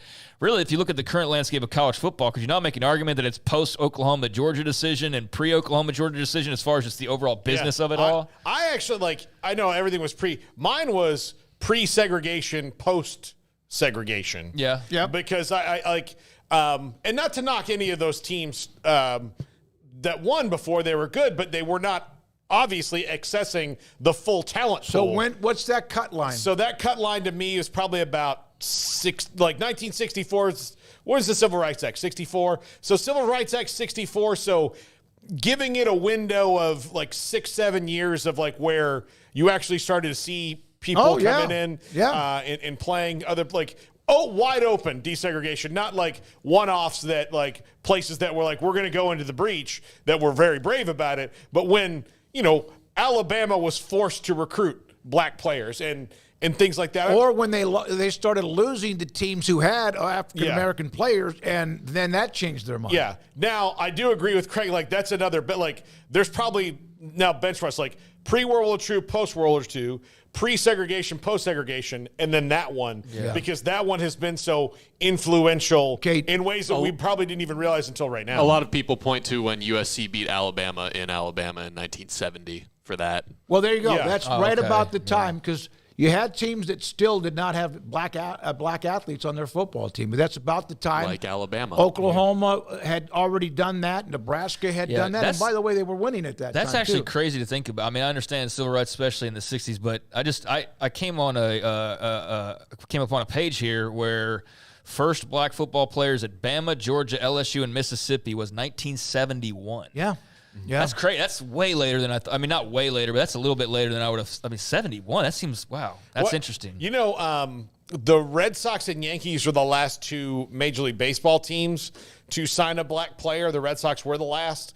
And I remember hearing that going that must have been Jackie Robinson was in the 50s, late 50s. Mm-hmm. And I thought it must have been 1963, and it was almost to the 70s that they held out. It was, where's that franchise located? Yeah, I know, but still, it was one of those weird things. I'm trying to think if that 67 team that lost to Gibson and the Cardinals, I'm sure they did.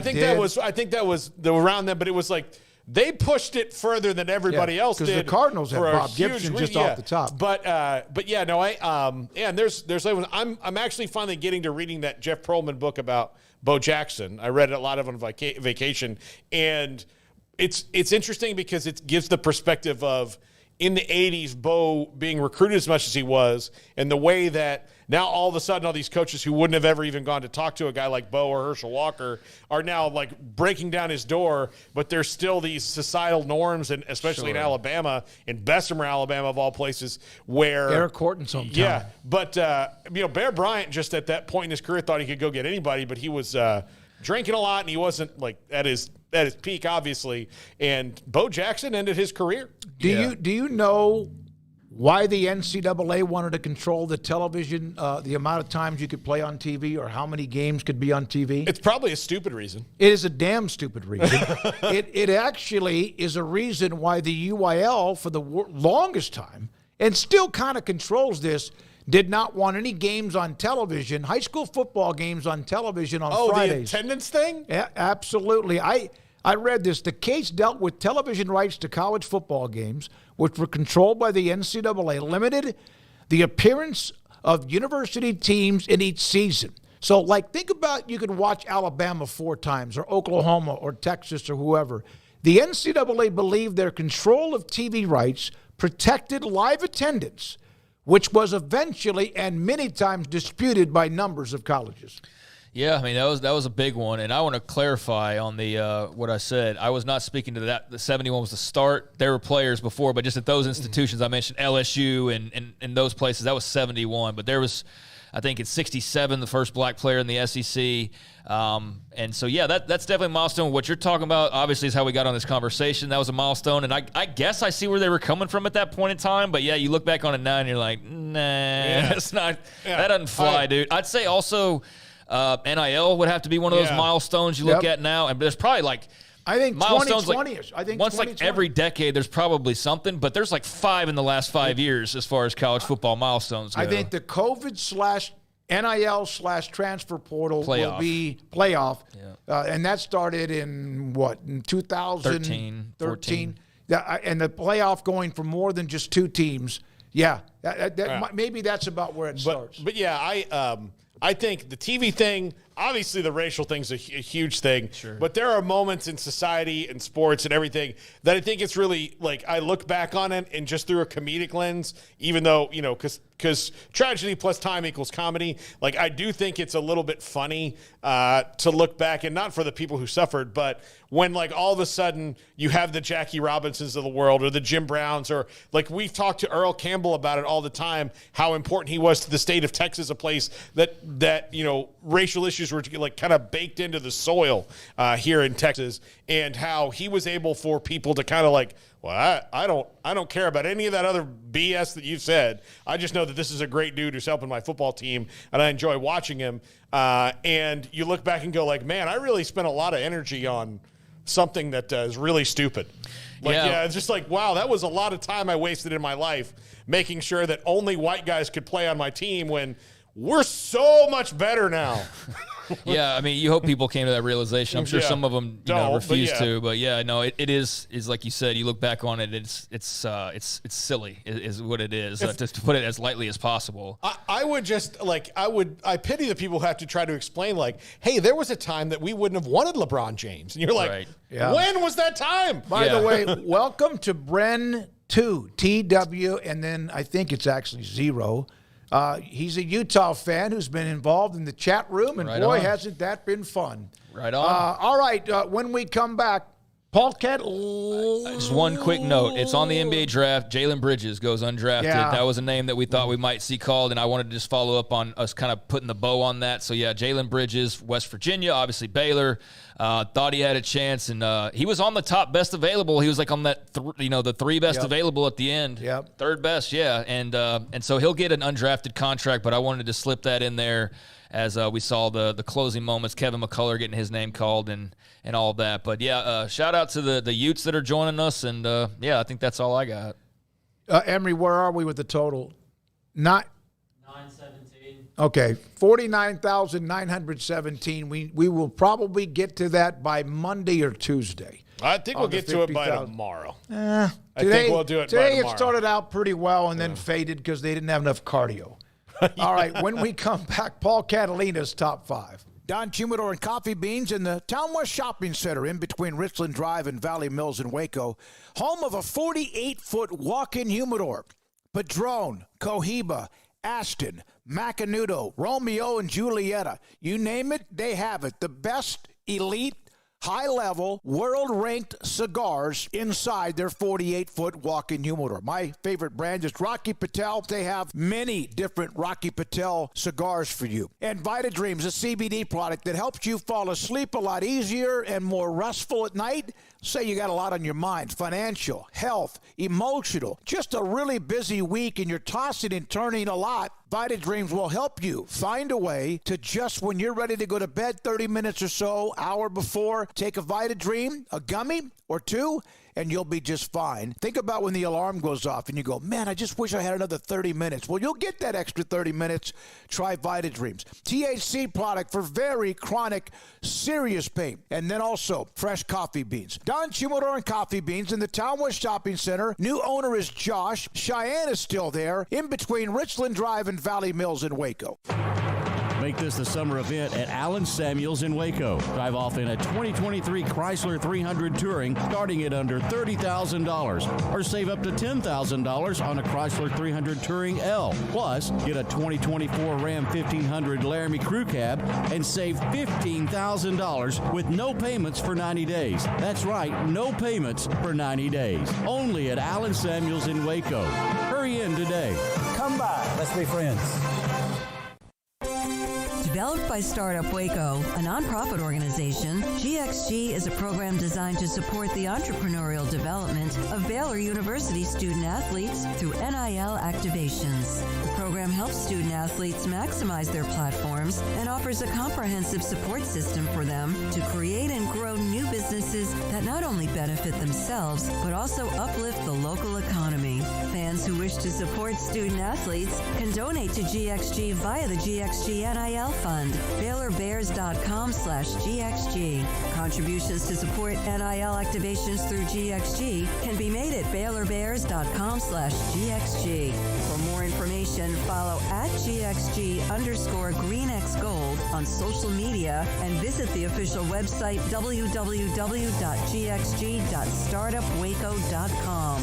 GXG, empowering student-athlete entrepreneurship and uplifting the local economy through NIL activations. How did Edward Jones become one of the biggest financial service companies in the world? By not acting that way. Financial strategies, one-on-one advice, it's a big difference. And that's why Brad Wilson, your Edward Jones financial advisor, makes sense of investing. Experience the difference for yourself. Brad Wilson, 250 Sharon Drive in Woodway, 254-776-4337. Edward Jones, member SIPC.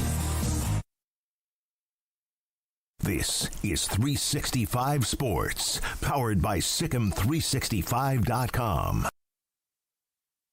The 5 o'clock hour is sponsored by Edward Jones Investments with financial advisor Brad Wilson. Investing is time and experience back to you and your money during today's changing times. Edward Jones, making sense of investing. Now here's David Smoke, Paul Catalina, and Craig Smoke. It's time for Paul Catalina's Top 5, brought to you by Texas Beef House. Where's the best beef in Texas? Your house when you order from Texas Beef House. Unleash the flavor of Texas-raised Wagyu. From our pasture to your plate, TexasBeefHouse.com. Konnichiwa. Welcome into Paul Catalina's Top 5, brought to you by Texas Beef House. Please use our code SICKM10 when you check out for Texas's finest Wagyu beef. SICKM10 will save you 10% on that order. Top 5 CFP sleepers. Now, I went through each of these for a reason, and a sleeper is not someone like Ole Miss who hasn't won the SEC. A sleeper is not someone like Tennessee or FSU or Clemson or almost any team in the SEC, although our number one team is an SEC team. But sleepers are teams that are just outside that realm that if everything goes right for them, then they could sneak in to the top 12. Number 5, NC State. And look, I got to compliment these guys on the GIF here. Look, this is good O technique right here. You pick the fattest guy, he's the O. That's what you do. Take it from a guy who, in this scenario, would be the O. And you can't have a problem with that. It's being proud of who you are. Body positivity at NC State. Way to go, guys. Anyhow, NC State doesn't play Florida State, Clemson, or Miami this year. So they have a great shot of being this year's Louisville, who had to play none of those teams on their way to the ACC title game. And will only have to play one of them at all, whoever is in the ACC title game against them. So if they can pull off that one win, in addition to what is a very favorable schedule on down the line, NC State could very much wind up winning the ACC or finishing a strong enough second to, if there is an elite ACC team, to force consideration. Now, I'm not dumb enough to think that that's probably not going to go to another SEC or Big Ten team, but NC State could sneak in and could win the ACC, because really, if they are as good as they appear that they're going to be, especially with Grayson McCall coming in at quarterback, they have to beat one of the premier teams in the ACC, and they don't have to do it until the championship game. So it really is just going to come down to that one moment if the regular season goes correctly for them, and NC State could very much find themselves in the top 12 and in the college football playoff, even as ACC champion. Number 4, USC. Now look, they're probably, let's go through the Big Ten right now. Ohio State, Oregon, Michigan, like those are the top 3. Penn State's gonna have a very favorable shot at it. And then you kind of get into the USCs and Washingtons of the world, because USC has a lot of unanswered questions. How much better is the defense going to be under D'Anton Lynn? Is Miller Moss the next Lincoln Riley project that proves worthy? He's had one really great bowl game, but that's hard to judge. But again, this is a Lincoln Riley coach team, and Lincoln Riley wins a lot when he has the things that he needs. We don't really know that he does at this point, but if he does, I trust Lincoln Riley to win a lot of games, and USC is in the Big Ten and a big enough brand to where if it comes down to them and say NC State, the second-ranked ACC team, then who are you going to take? They're probably going to take USC. Number 3, Boise State. This is, them and Memphis are my G5 teams that I think are probably going to contend for the playoff, but they've got a favorable schedule. They've got Malachi Nelson, who transferred in at USC, probably starting at quarterback, probably the most athletic guy they've ever had at that position, but he hasn't played yet, so we don't know. But if Malachi Nelson is as good as his recruiting ranking says he is in the Mountain West, that's going to be a big deal. And Boise State finished the year very strong last year, and I think they could pick it up and certainly wind up being the G5 team that makes it. Number 2, let's go to the Big 12 and West Virginia. And before we do that, let's talk about this guy for a second. He's having the time of his life, but I'm just going to tell you that this night either ended really well for him, where he hooked up with a girl, or that's the last time he's been between 2 girls in the same place at the same time. So this is kind of a one-shot deal. It might work for you once, but you can't do it over and over again. Just a pro tip from someone who's been through it. But West Virginia, they're not picked by most people in the top 4 of the Big 12. Like, I could have put Oklahoma State as a sleeper. I don't think they're a sleeper based on the fact that last year, had there been a 12-team playoff, they would have been in it. Same goes for Kansas with Jalen Daniels, and certainly the same goes for Utah and Kansas State, who are widely picked by most people to be the 2 favorites in the Big 12. But West Virginia, the way that they finished last year, the fact that they've got Penn State on the schedule, they've got opportunities to pick up big quality wins along the way.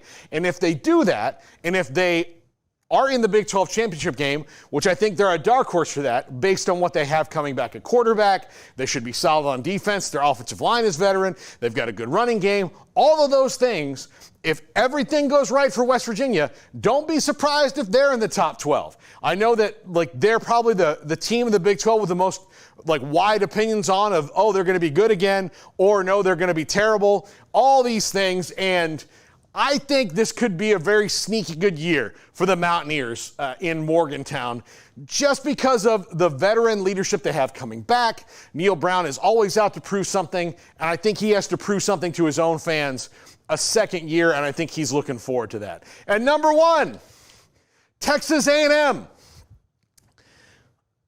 I don't think that they, I'm going to say this right now. I don't think that they will be in the college football playoff. The thing about A&M is, if everything goes right, it's a huge thing that very rarely has happened to them. usually amazing things go right for them. For example, they'll beat Alabama, but then they'll lose to a 500 Mississippi State team on the road. Those are the things that kind of define the 7-5, 8-4 nature of Texas A&M. But I think this. They have a roster that's still pretty talented, even given the mass departures that they had via the portal, losing Walter Nolan, Evan Stewart, and people like that.